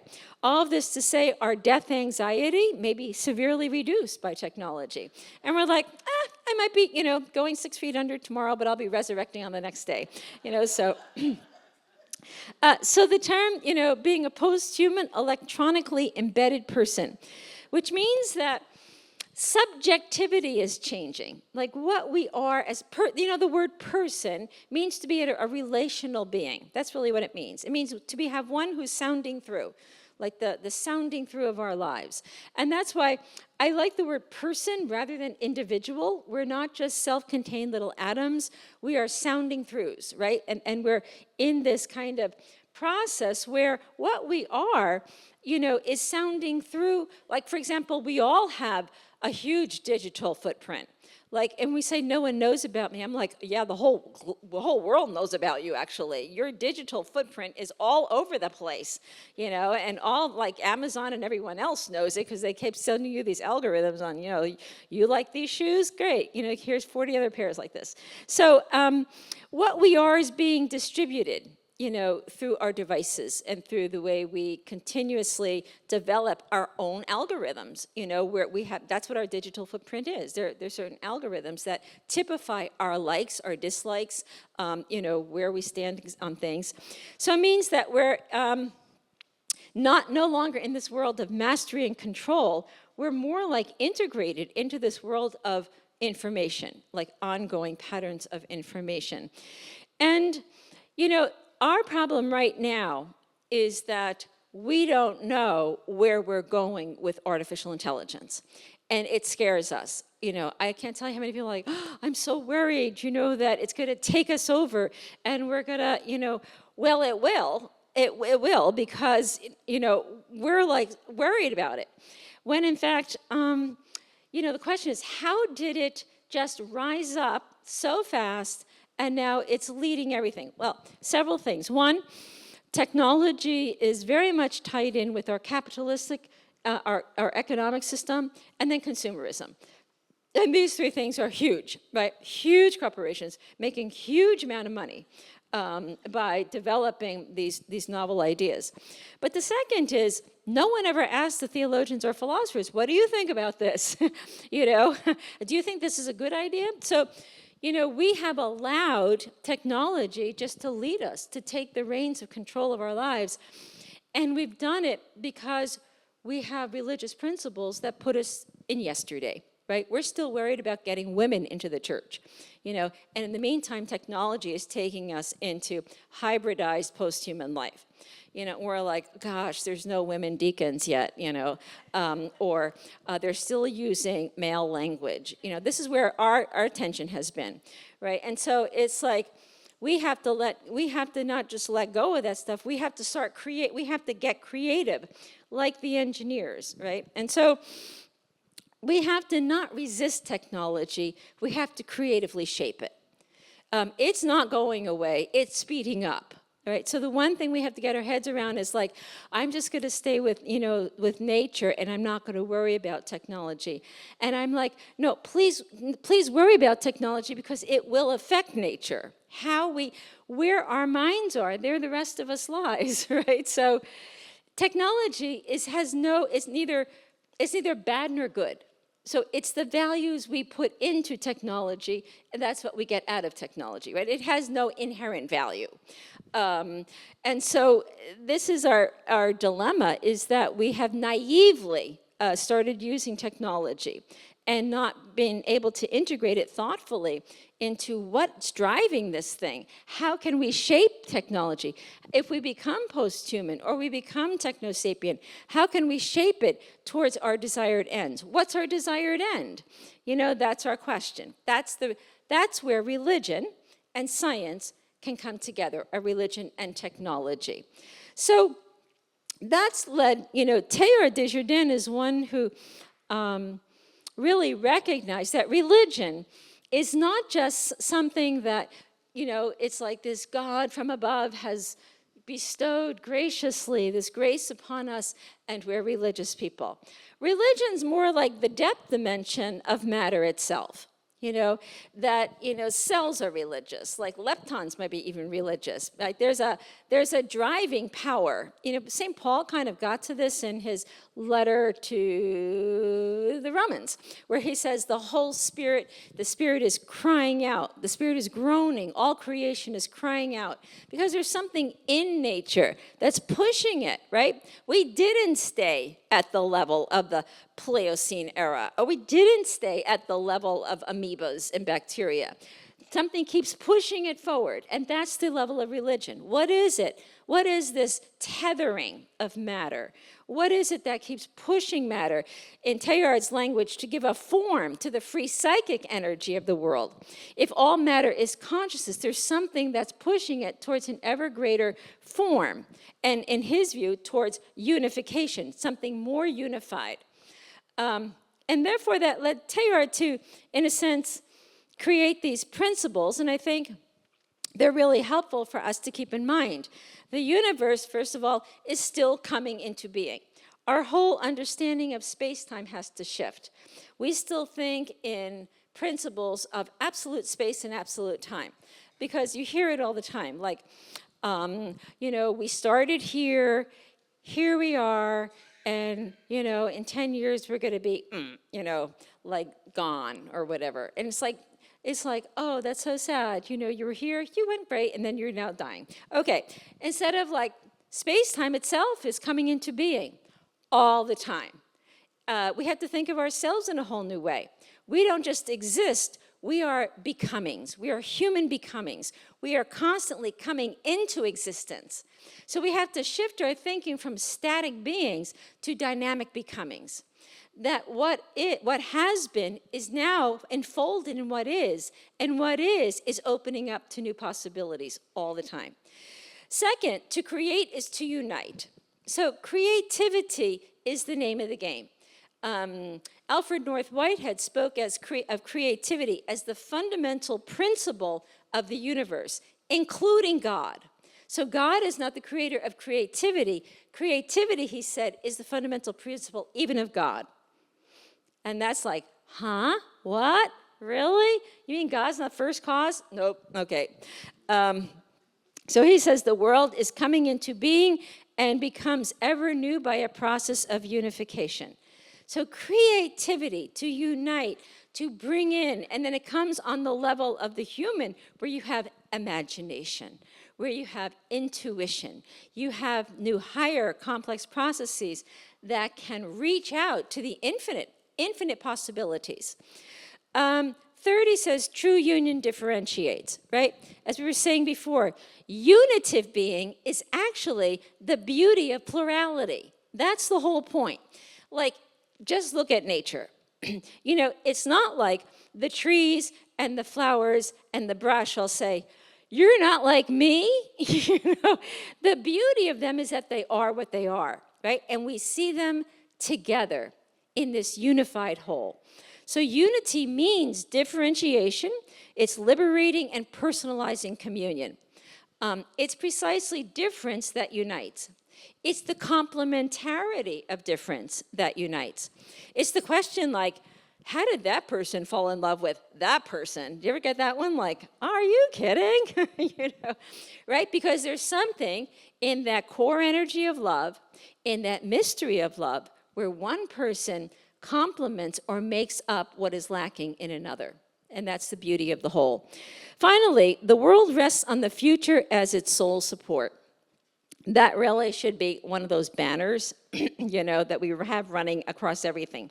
The world rests on the future as its sole support. By future, we don't just mean like, oh, things will get better tomorrow, because, you know, certainly better than today. Future is the realm of infinite possibilities. It's everything that hasn't been fully yet realized. And that means it's open to everything, everything. And we have to expand our minds into what those possibilities are. You know, actually, as we look at the passive evolution in this flow, we see that there's a recurrent pattern in which something new and more complex and eventually more conscious eventually takes place. That's what Teilhard saw. He looked over this vast span of evolution, and he sees, wow, we're moving from simple little forms of life into more complex forms of life. And then here we emerge. And, you know, of course, we just didn't emerge like, ta-da, the people of Canada and the people of the US. Like, we have like about 1,000 relatives who go before us.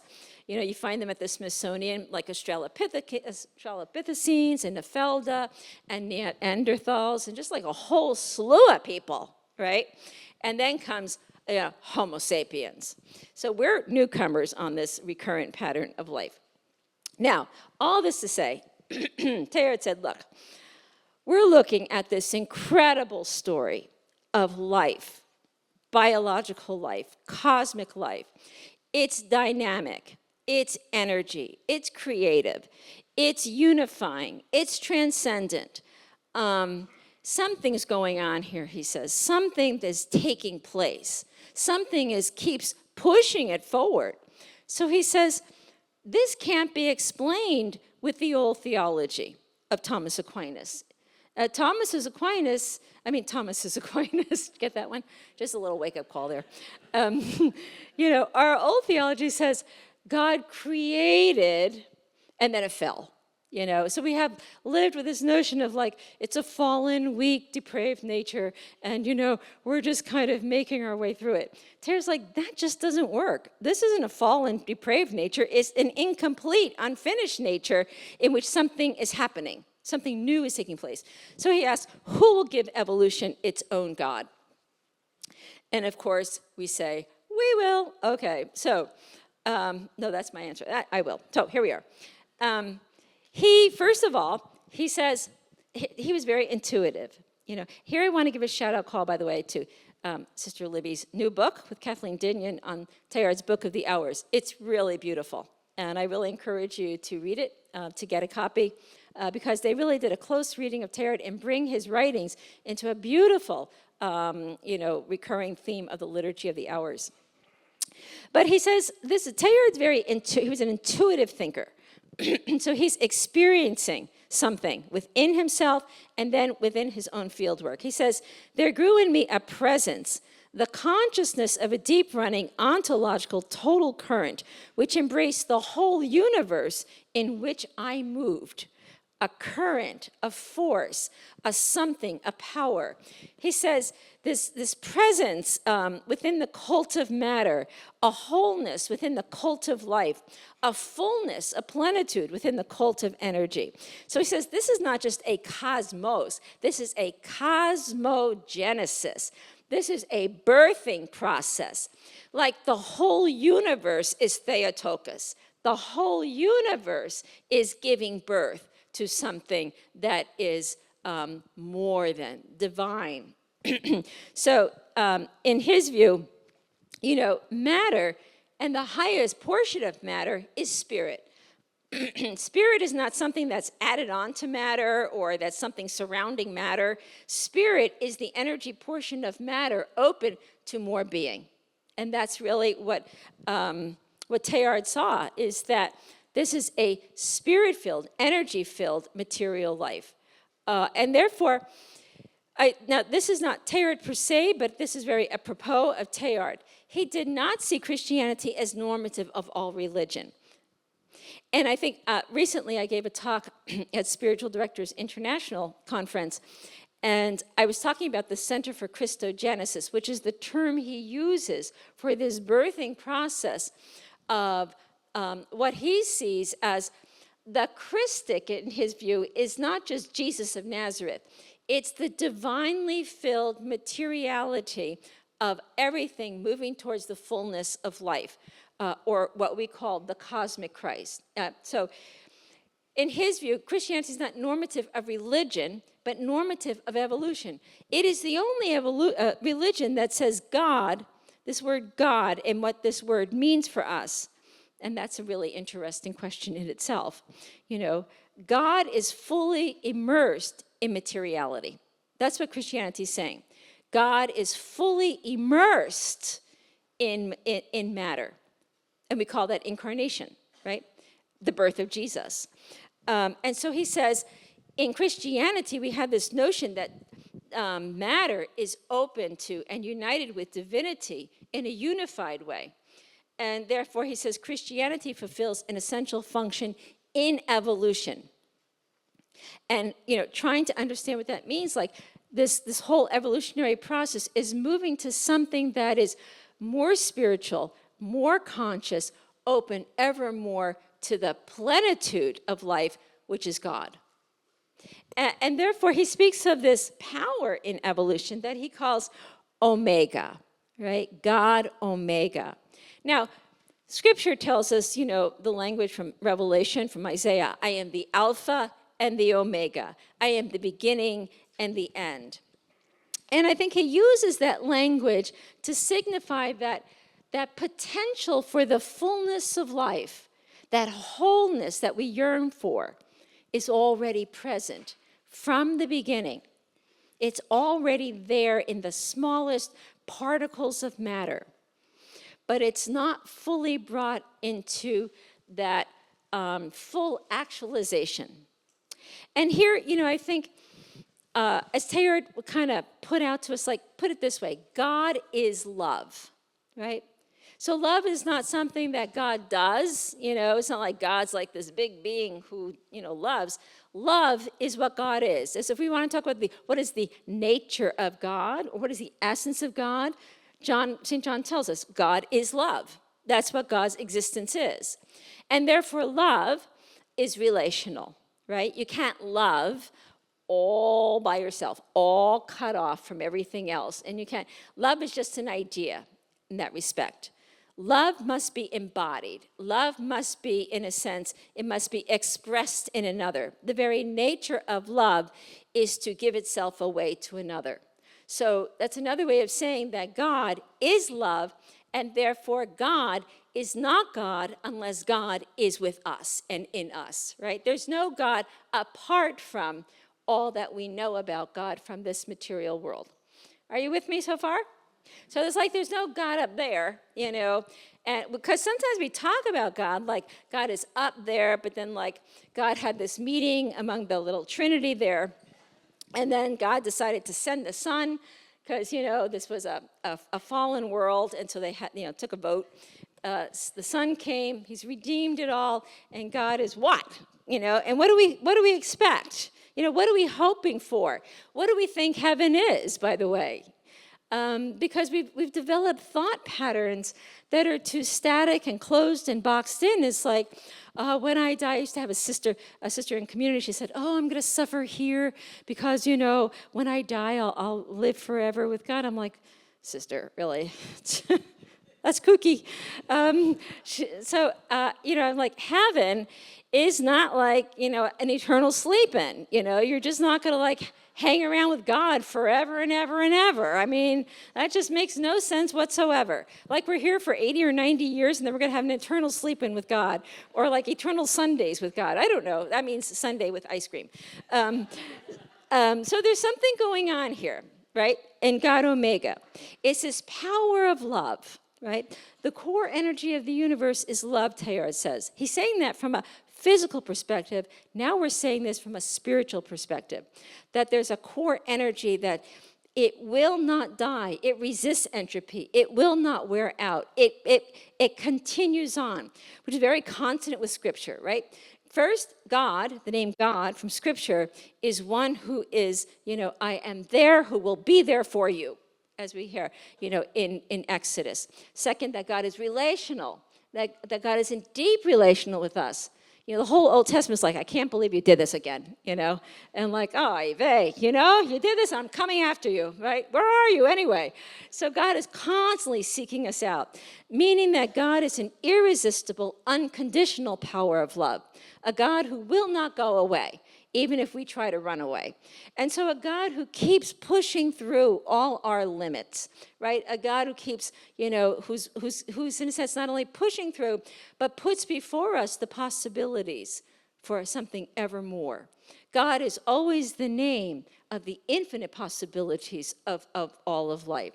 The fullness of life is always with us, the potential for that life. But what God is about is to become actualized in love.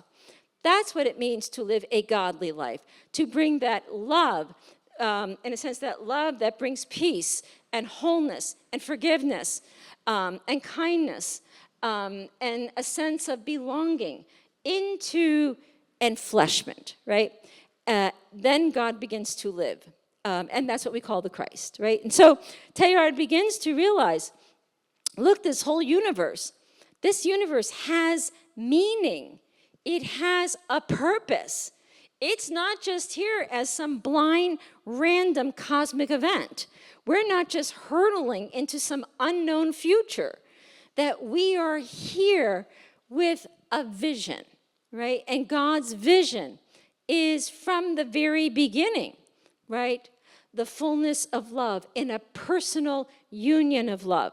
So, from the letter to the Colossians and the letter to the Ephesians, we begin to realize that Christ is first in God's intention to love, in God's intention to create. That whether or not sin ever entered in here, or Adam and Eve, whoever they are, whoever came about, sin is not the reason for Christ. Love is the reason, and it has been from the beginning.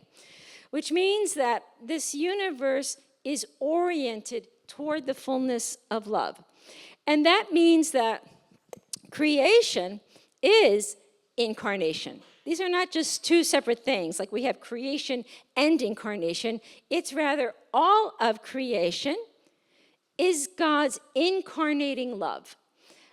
It's like the whole kit and story here of evolution is God becoming something in and through this material life. So God is not opposed to matter or independent of matter, but matter matters to God. Matter does not exist as a self-contained order, but bears with it this drive toward the spiritual, which means even if we talk about ecological devastation, that's a theological statement, right? It's not just ecology that's wearing down, it's very symptomatic of religion that has worn down. You see, you can't separate these things. And you begin to see the patterns of how the failure of religion is the failure of the planet. And until we reset the dial of religion, the planet itself cannot find its new GPS system, right, to orient itself towards life. Because God here, what we're saying is God is part of the whole, not just the creator of the whole. God is the whole of the whole. So we call this a cosmotheandrism. You cannot separate the mysteries of God, the mystery of the human person, and the mystery of matter itself. This is Raymond Panikar's great insight. These are three interlocking mysteries.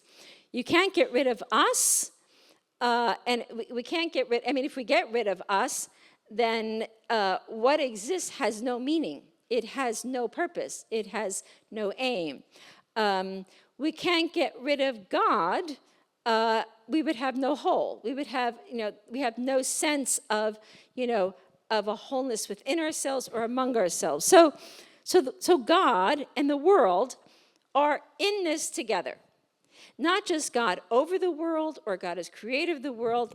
It is rather that God is becoming something, becoming God in and through the world. And that's a real shift for us. It's hard to get our heads around that because we still think in very static terms. That if we use language of God and language of person, in our minds, these are fixed realities. And we're trying to understand.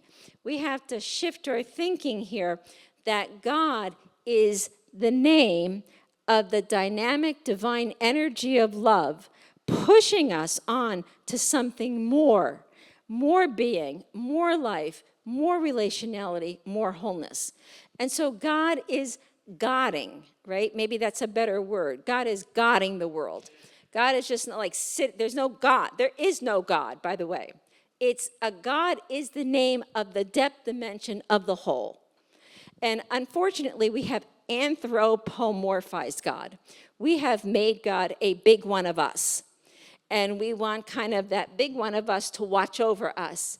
And that ain't going to happen. It's just not, on some level, there is the personal God. In other words, that wholeness is deeply personal. So even when God says, I love you, there is a sense that this wholeness of being in love is particular on that being in love. There's a love that is particularized in this person and in this way. But God is not just a big being. God is being itself.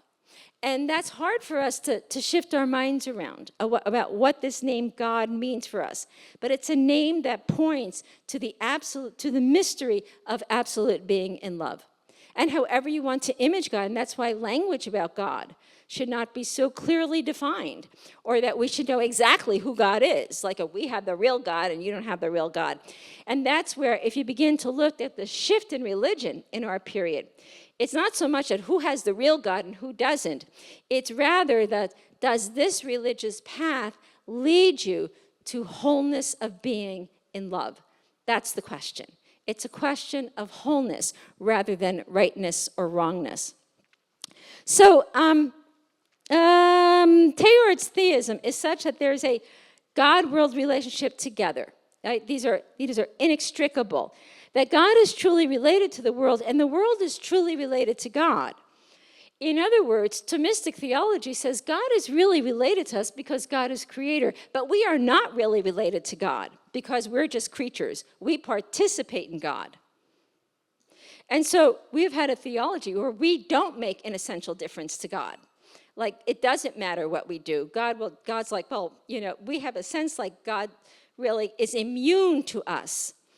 And Teilhard's theism says, nope, God is affected by us. Like, it makes a difference how we love or fail to love. It makes a difference to God. If we have a godless world, It means that all that God can be cannot come into reality because we have, in a sense, created the conditions for extinction of God. And therefore, both Teilhard and Carl Jung realized that God and humanity form an entangled whole. An entangled whole. It's as if, what if from all eternity we've been entangled with God? From all eternity, this world of material life has been, within God's life in some way. I mean, there's ways to read that even in Scripture. Dante kind of got that idea as well in his, that mystical scene at the end of his Paradiso, which means that the dynamism of God and the evolution of the cosmos cannot be separated. It's the same question. If this evolutionary process is moving, again, we're moving from simple to complex life, from, proto-conscious life to super complex conscious life. Something is moving this whole kit and caboodle from within. That's Teilhard's view. It's a power from within and yet more than us, right? Not just us, but more than us. And that's how he speaks of God. God is within and ahead. God is, in a sense, the power and yet the future. And so he says God needs humankind to become whole and complete. There is an openness of God to pleroma, to fullness. And of course, this is what the Christ is about, right? This is what the whole risen Christ is about. New life, right? A new humanity, a new heaven, a new earth. God is now fully alive in us, in all of materiality. But, yet our theology has not really, it hasn't really been described or conformed to this. And so we have, the Lord is risen, alleluia, When is Christmas again, anyway? Because we like Christmas better. So we call this theogenesis, God becoming. The earth is becoming cosmogenesis because God is becoming. And God is becoming while the earth is becoming. These are inextricable mysteries. In Teilhard, this is both Teilhard and Carl Jung, through ongoing incarnation, God is rising up through consciousness and completed by humankind in directed evolution. Now, I know this is a lot for the afternoon. I can see you're all like, oh my God, I'm having a hard time getting my head around this. So, but it's, Athanasius, back in the, 4th century, he put it this way: God became human so that we might become God. Simple. And we're like, okay, we got that, well, what does it mean to become God? What are we talking about there? Because that is where the transhumanists say, we know what it means to become God. We can become super intelligent. We can live on forever. We don't need religion because it's actually an obstacle to becoming godly. And this is our thing. Bad theology will make room for everything else. Everyone and their mother will come to the table, right? And so we have to understand, what does it mean to become God? What does that mean? What does the incarnation mean for us? That's really the underlying question here. Because to become God is to talk about incarnation. God is becoming flesh, right? God is becoming something in and through us. So in Teilhard's view, we have this relational God empowering a relational universe, and he calls this Christogenesis, right? Not just Christ. Christ is risen. We have Christ has died, Christ is risen, Christ will come again. Alleluia, alleluia, alleluia. Okay.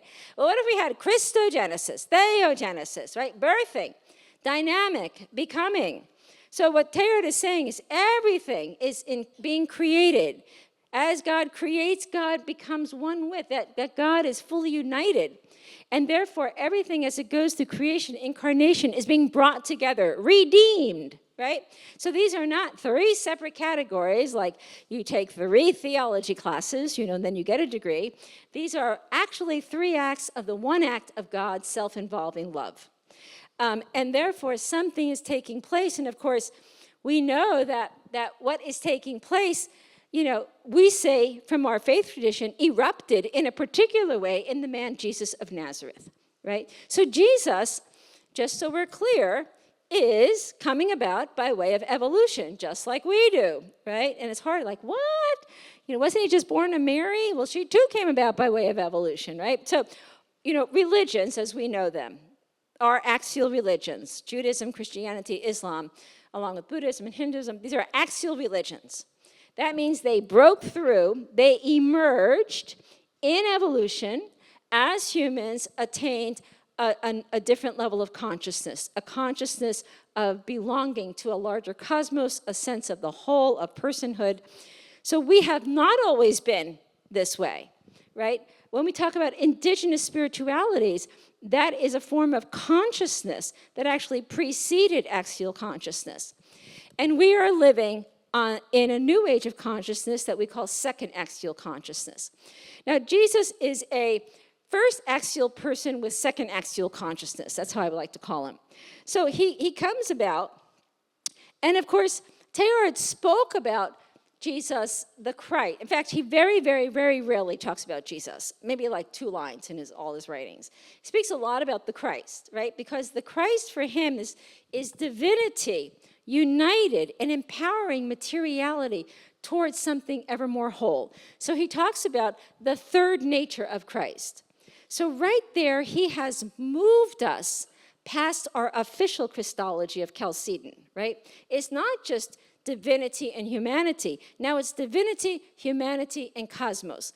So he says Christ is related organically and not just juridically to the cosmos. Christ in his third nature is the prime mover.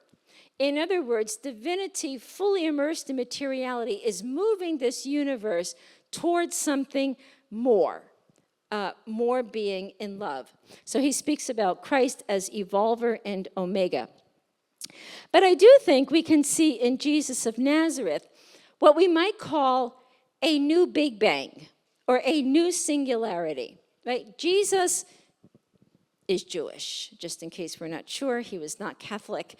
He wasn't an evangelical. He was Jewish. And he, comes on the scene quietly, because that's how God works, like very quietly, and emerges, at an age where he really came to kind of a sense of himself, kind of a, what's my vocation in life, going into the desert, kind of dealing with, do I really want to do this or not, a discernment process. And then he does something like so unbelievable. Like he goes into the temple and he begins to read like a rabbi from the Torah, the prophet Isaiah. The Spirit of the Lord is upon me. He has sent me to bring glad tidings to the poor. And of course, what's the first thing we realize? Wow, this guy is out of his mind. He's a disruptor.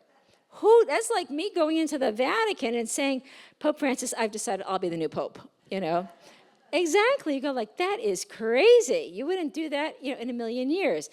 Welcome to Jesus, right? So in Jesus, we find he's a faithful Jew, and yet he's constantly challenging the laws and the customs that keep people excluded or on the margins or not part of the community.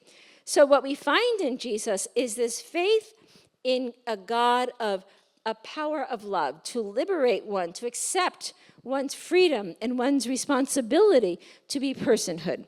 And honestly, the more I think about it, Jesus is, in a sense, the first transhuman, right? He's about something more than human. He wants to move us on. He's like, look, he says, the reign of God is within you. And they're like, what? What is that? And, in our language, we can say you have the power for infinite capacity for the moreness of life. You have the ability to trust that a God of unconditional love is here, to trust that God and to make new decisions, to act in new ways. So he does things in a way that are disruptive. He challenges and shifts boundaries. He's a cyborg in this way, right? He's constantly crossing the boundaries. And he lived from this new level of awareness. So the key, I think, for Jesus' life is his unitive consciousness, right? He comes into that level of deep awareness. The Father and I are one. And therefore, Jesus is a whole maker. He saw that there was no separation between himself and other people. I just had a doctoral student do an exegesis on the woman at the well. And, how Jesus really not just challenges, but literally overturns, what are preconceived customs and notions. And it's symbolic of what the reign of God is about, what we have the capacity for.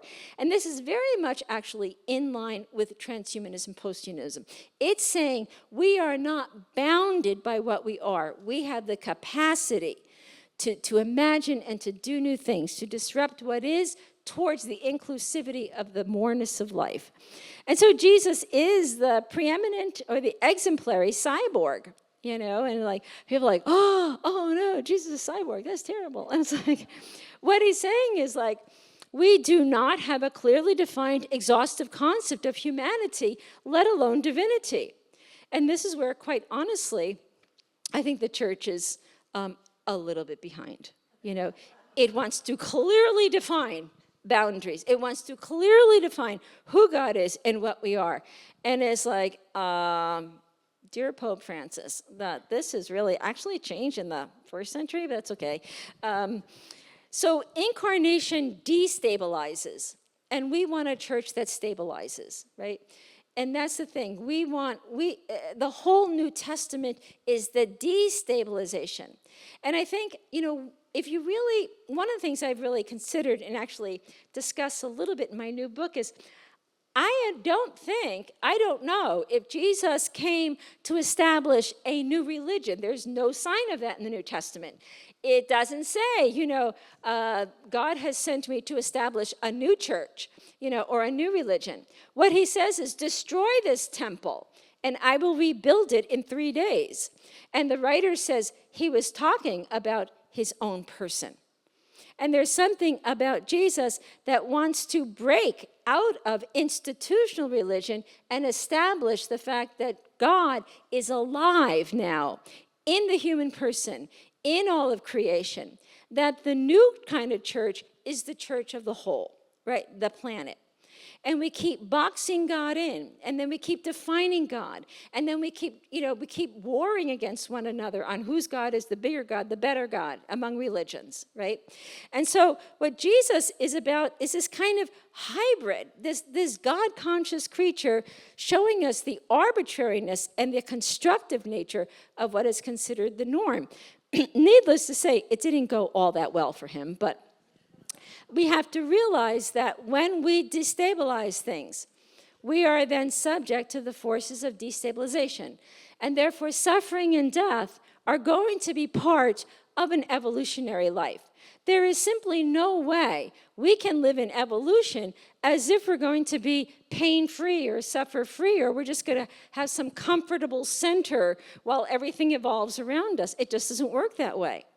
It's about a level of consciousness and trust and faith in a power of love that says, even if you die, you will live in a new way. You will be part of something more whole, more full of life. So Jesus, in a sense, symbolizes the self, what we're about, the psychic totality of the self. And this is, Carl Jung is saying that without integration of evil, even within ourselves, because every single person has that capacity for evil. We have the capacity to do really bad things to one another and to ourselves. And yet we have to come to terms within that. And so self-realization is the process of individuation. Carl Jung reads Jesus as the first fully individuated person. And by individuation, he means that consciousness is brought into unconscious darkness in this transformative process of becoming whole. So for Jung, religion is not an institution. Religion is the natural process of biological life or individuation. And that is a really interesting turn of things. We have institutionalized religion, and we lost sight that is first and foremost a fundamental dimension of life itself. So Teilhard, says that he does not speak of Jesus as Savior, as one who died for our sins. Basically, he sees Jesus as the symbolic whole, the whole maker. And he says, we will be saved by an option that has chosen the whole. But that is what salvation's about. To be healed by God's grace. To be healed by grace is to be made whole, right? Love heals, love makes whole, love empowers us to in a sense, become more than ourselves. So death and resurrection are really part of this. And I think even as we undergo the evolutions now in our own lives, in our own age, in our own institutions, our own communities, we have to realize that death is part of the whole thing. It's not to be feared or resisted. It is to say, for everything that's dying, something new is being born. And the question is, where are we focusing our minds? Where's our attention?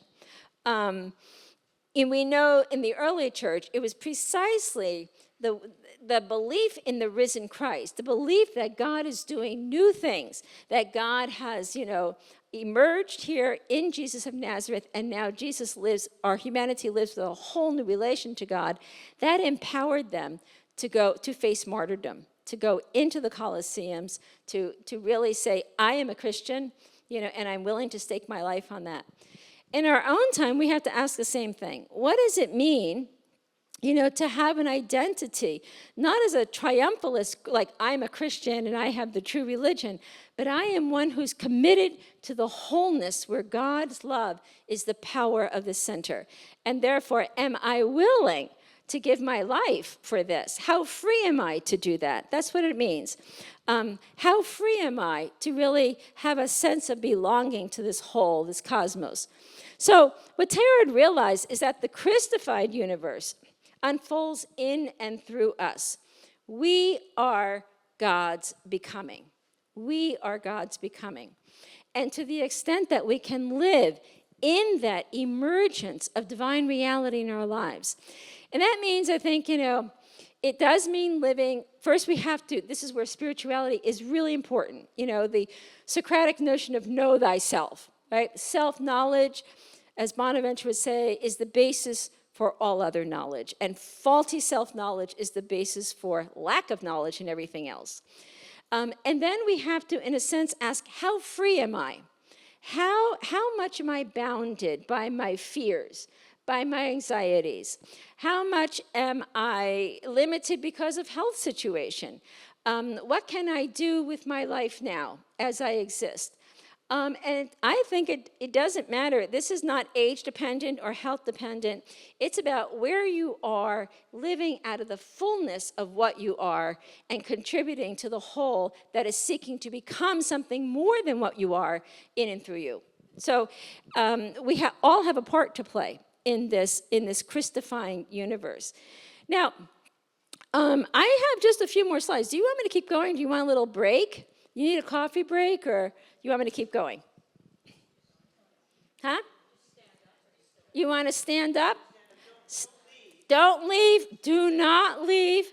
Stand up and stretch maybe, get some oxygen and blood flowing there so you don't go into complete stasis. Huh? 10? How much do you want to stretch? Oh, me? Probably 10, 15. Yeah. We're good? All right. Roll around. Good. All right. Yeah, so I'm a teacher, so I read faces. So once I see faces are starting to droop, I know that it's time to stretch.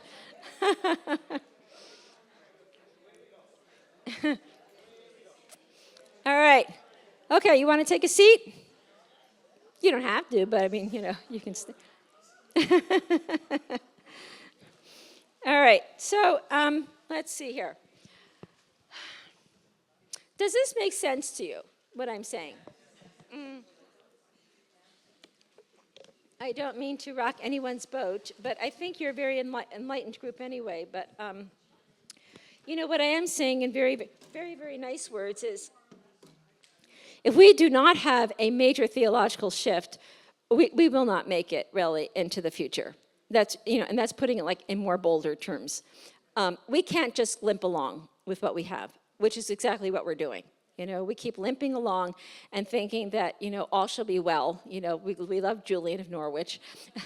But the fact is she was, you know, living in a whole different age than ours. And we do have to take note.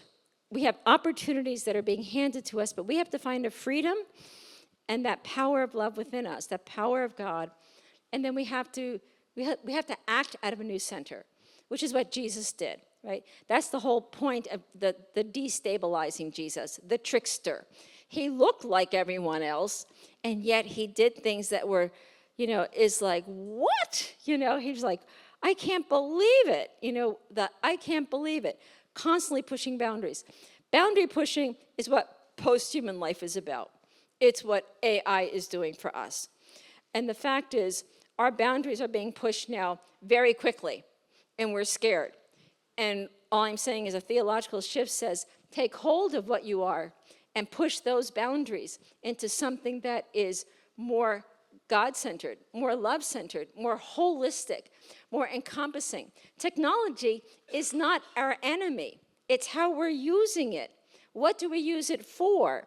So that's what Teilhard recognized. We can actually take these incredible inventions of ours and then use it to harness our energy.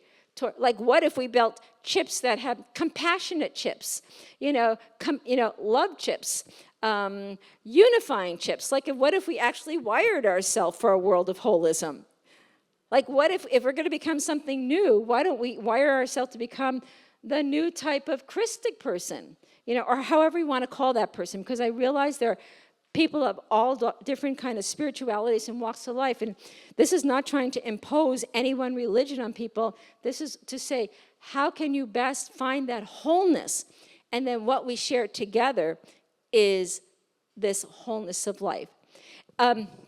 Just a little aside, one of my newfound friends is Diana Butler Bass. I don't know if you read her book, Grounded. She is a fantastic writer, and it's about American religion. And she talks about how, she grew up as an evangelical, went to the Episcopalian Church, and now has found the whole matrix of American spirituality just shifted into the secular. So the secular is the new realm of the sacred, putting this in another way. And it's like this. She talks about going to a sports, like the baseball, team, or you have your favorite sports teams. There's something about, we have basketball at Villanova, right? And when we're together, like in that team, like you belong to something. Everyone's wearing the same Villanova clothes, right? They're all, have the same Villanova chant. Everyone is using the same language. So it's like religious ritual. And there's a power of there's something more that we all belong to. It doesn't matter your color, your language, where you came from. We're all part of this together. And when the team won the NCAA double championship, heaven opened up on earth. We knew, what the new heaven and the earth look like. And there's something about us. We know we are more together than we are alone. That's the thing. We are more together than we are alone. And when we have the same vision, the same aim, whether it's the life of the planet, the good of the whole, or the sheer goodness of life itself, when we can celebrate that together, we are fully alive. And I think that's what this life abundant has the capacity for. We have the capacity for this. Diana also tells the story, a famous story from World War I, December 14th, in the trenches, I think in Belgium, but it was like the British, and the Germans, right? There were two, do you know the story? Yeah. And so it's Christmas time. And the Germans started putting these little lighted trees on their little trenches, and The British thought they were going to get ready to attack, so they had all their artillery, all loaded up and ready, because we're like primed to kill, right? This is a really bloody war. And one of the Germans yells out, "A gift is coming." And it was destabilizing, right? And they go, "What?" And they're for sure they're going to shoot us. And the Germans filled a basket of sausage, a boot with sausages, and threw it over to the British side. And the British, they were so incredibly amazed by this, they filled another boot with all the puddings that they had and threw it over to the German side. And for one moment, these two nation states that were at bloody war with each other became friends and companions in this one space of time. And the Germans started singing Stille Nacht, Heilige Nacht, Holy Night, Silent Night. And the British started singing it in English, and they were singing it together. One moment of time of war suspended in the becoming of what we could be together in peace. We have the capacity for a new world of peace. We have it within us, but we have to do radically different things. And so, what Teilhard recognized is that mind shapes matter. And that's why I think contemplation is so much on the rise.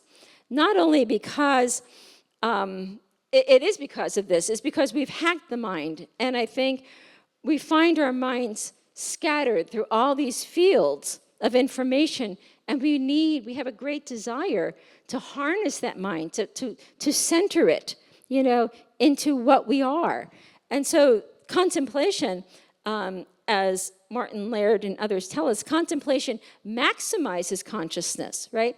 As we begin to harness those divine energies within ourselves through prayer and through that silencing and holding still, our level of awareness can begin to deepen. One of the problems of our age with technology is that not only have we hacked the mind, but now our attention, it's all over.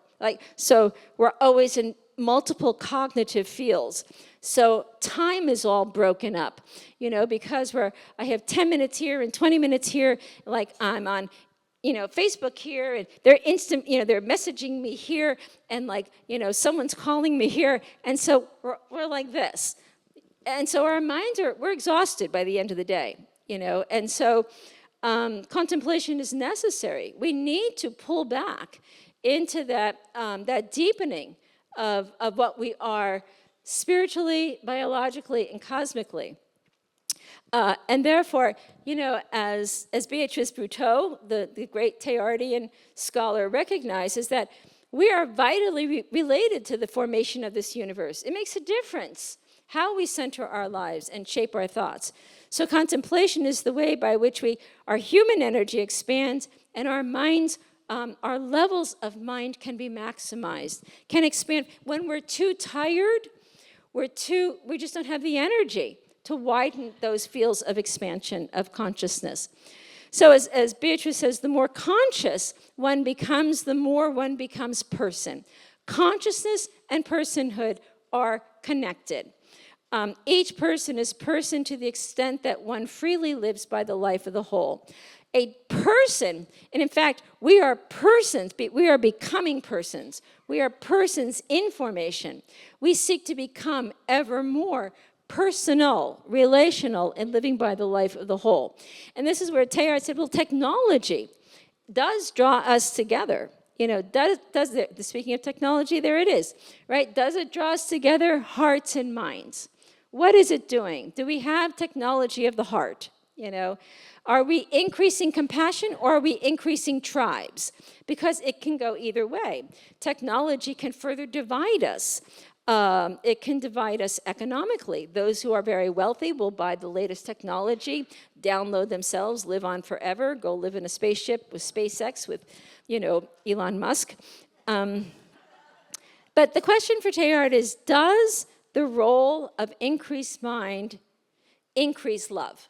So it's not just about information. Unfortunately, we have landed in this surplus of information. The question is, are we deepening the deepest center of what we are, and that's the capacity to love, to unite, to create, to transcend, because this then becomes the rise of God. So Teilhard's faith, faith in God, faith in this power, a power. So I love the word power actually because it means the ability to persuade. It's something that's moving us, right? And therefore, faith in God is faith in the world. The world is not opposed to God. The world is where God is godding, right? God is becoming. So it's faith in God in and through the world. And therefore, Teilhard kind of recognized that we can't stay where we are. Our religions not only will die, they probably have to die. And we should be okay with that. Like, even if, say, what if the religions as we now know them will morph or mutate into something of a new religious matrix? Now, I don't know what that means. We won't lose those traditions. They will be subsumed or enfolded into the new religious consciousness. You kind of get a glimpse of this with younger generations, right? So if people say, I'm spiritual but not religious, they might be equally religious, right? So it's not just because I don't go to church, I'm not religious. Anyone who is spiritual and seeking to be tethered to a larger whole, to a community, that's a type of religion, right? It's a type of tethering. It's a ligament. And so young people will find that perhaps in sports events, in farming, in working with the poor, in whatever it is that tethers them. And so we have to shift our categories from going to church, not going to church, receiving the sacraments, not receiving the sacraments. Now, is there a value to these things? Yes, I think there's a value to ritualizing these things. I actually am still very much a traditional Catholic, quite honestly, after all this. But that's because I was raised Catholic. These things are still meaningful for me. But I also have opened up to the possibility of other forms of sacramentalizing life. And therefore, it's widening our scope of how God is active and alive in seeking to be actualized in love. So for Teilhard, he did recognize that a new vision of the universe calls for a new form of worship and a new method of action. We cannot keep repeating prayers from the 5th century and the 12th century and the 16th century and think that they will vitalize us in the 21st century. The language of the prayers, the language of the songs, every time we use that language, we are conditioning our minds to think about divine realities in this particular way. And so we've stifled ourselves. Again, all of this to say, if the world seems to be falling apart, know that we have had to play a role, a pretty big role in this falling apart. So Teilhard is saying mysticism is the necessary complement to evolution. Karl Rahner did get it right. The Christian of the future will be a mystic, one who seeks and is lured by the ineffable mystery of God, by that future fullness of life, always with us, always more than us. And therefore, mysticism is really essential. Teilhard actually had new ideas on contemplation itself, not just as a reflection on existence. For him to contemplate is to engage the mind in new realities.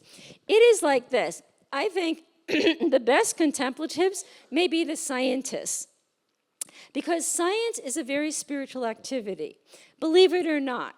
One is lured by a question, and then you're in this lab. You don't know where things are going to go. You set up the experiment, and then you begin to try it out over and over and over. You keep persevering through it. And then one day, you just, you hit upon a discovery. And it's like you've discovered, it's just so amazing. And that amazement is what contemplation is for Teilhard. It's the passion of desiring to know in a more unified way. I remember my first discovery in the lab. I was so excited. I was an electrophysiologist, so my whole day was spent monitoring neuron potentials on an oscilloscope. I'll just leave it at that. And I was studying in conditions of ALS, when the nerves become dysfunction. And one day I saw this new pattern emerge, and I thought, oh my God. And so I ran out of the lab because I needed to, it was like maybe Martha or Mary at the tomb, like, we have seen the Lord, something like that, I have seen the neuron potential, there it is.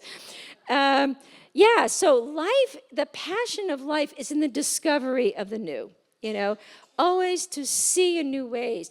It's happening all around us, but we get bogged down. We kind of get clamped down and within ourselves.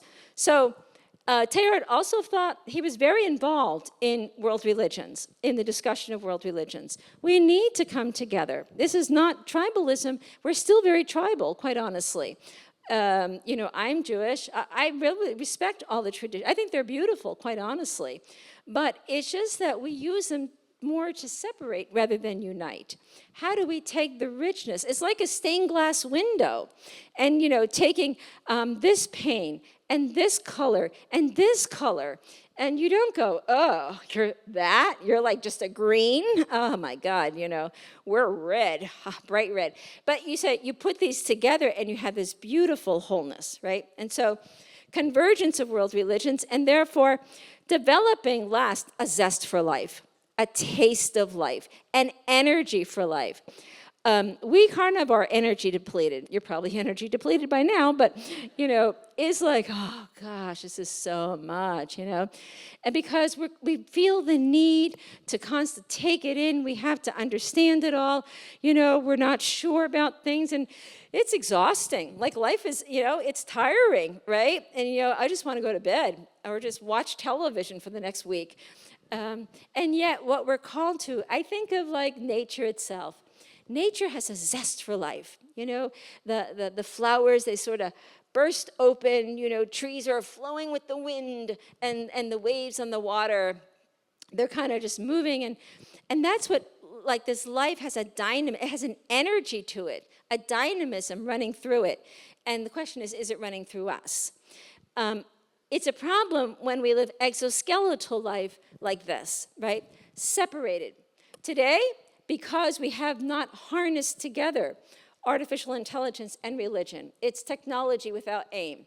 So we have the rise of loneliness. We have the rise of anxiety disorders. We have the rise of attention deficit disorders because we're looking for something and we're not finding it like within the whole. And we're hoping that cyberspace will be that wholeness for us. So my definition of the Christian is one connected through the heart to the whole of life and attuned to this deeper reality and intelligence of nature, called forth by the energies of love or the spirit to creatively express one's gifts in the evolution of self and world. We are, and this is the key here, we are the rising up of God in evolution. And I think that reality has yet to really enter into us and what that means for us. When our minds and hearts expand in love, God is born in us and through us into the universe. The world moves ever closer to Omega. Otherwise, what do we actually think God is? What are we thinking about our lives in relation to God? If not, God being the depth dimension of our lives themselves. Which is what the mystery of Christ holds out for us. Sin is living in the exile of unrelatedness. It's not just brokenness, it's just the resistance to the whole. And for all sorts of reasons. One could, for all sorts of personal reasons, that one just cannot find that wholeness within oneself and therefore rejects that wholeness outside oneself. Or one that says, I don't want to be involved in this. I think this is all for rookie-dookie. I think this is just all, a bunch of gobbledygook. And I know who God is. We want always that certainty. And therefore, we have a choice. Deuteronomy says, I set before you life and death. You know, God never said, oh, really, please, please, do it this way. God's like, nope, you got to make a choice. What do you want? What do you want to be when you grow up? And so what Teilhard recognizes is that the choice for love is the choice for life. And to choose love is always to be on the move, on the way towards the fullness of life. By love, we mean that we will be willing to undergo the costs of love, the wages of love, which means suffering. It means death. It means persevering through the difficulties of life, trusting that through those difficulties, there's a power there that will not let us go, a power there that will be with us, that will always guide us and love us no matter what happens, and that God will always be the future for us, so that love, Teilhard says, will bring us to another universe. Love is what makes the world go round. Thanks.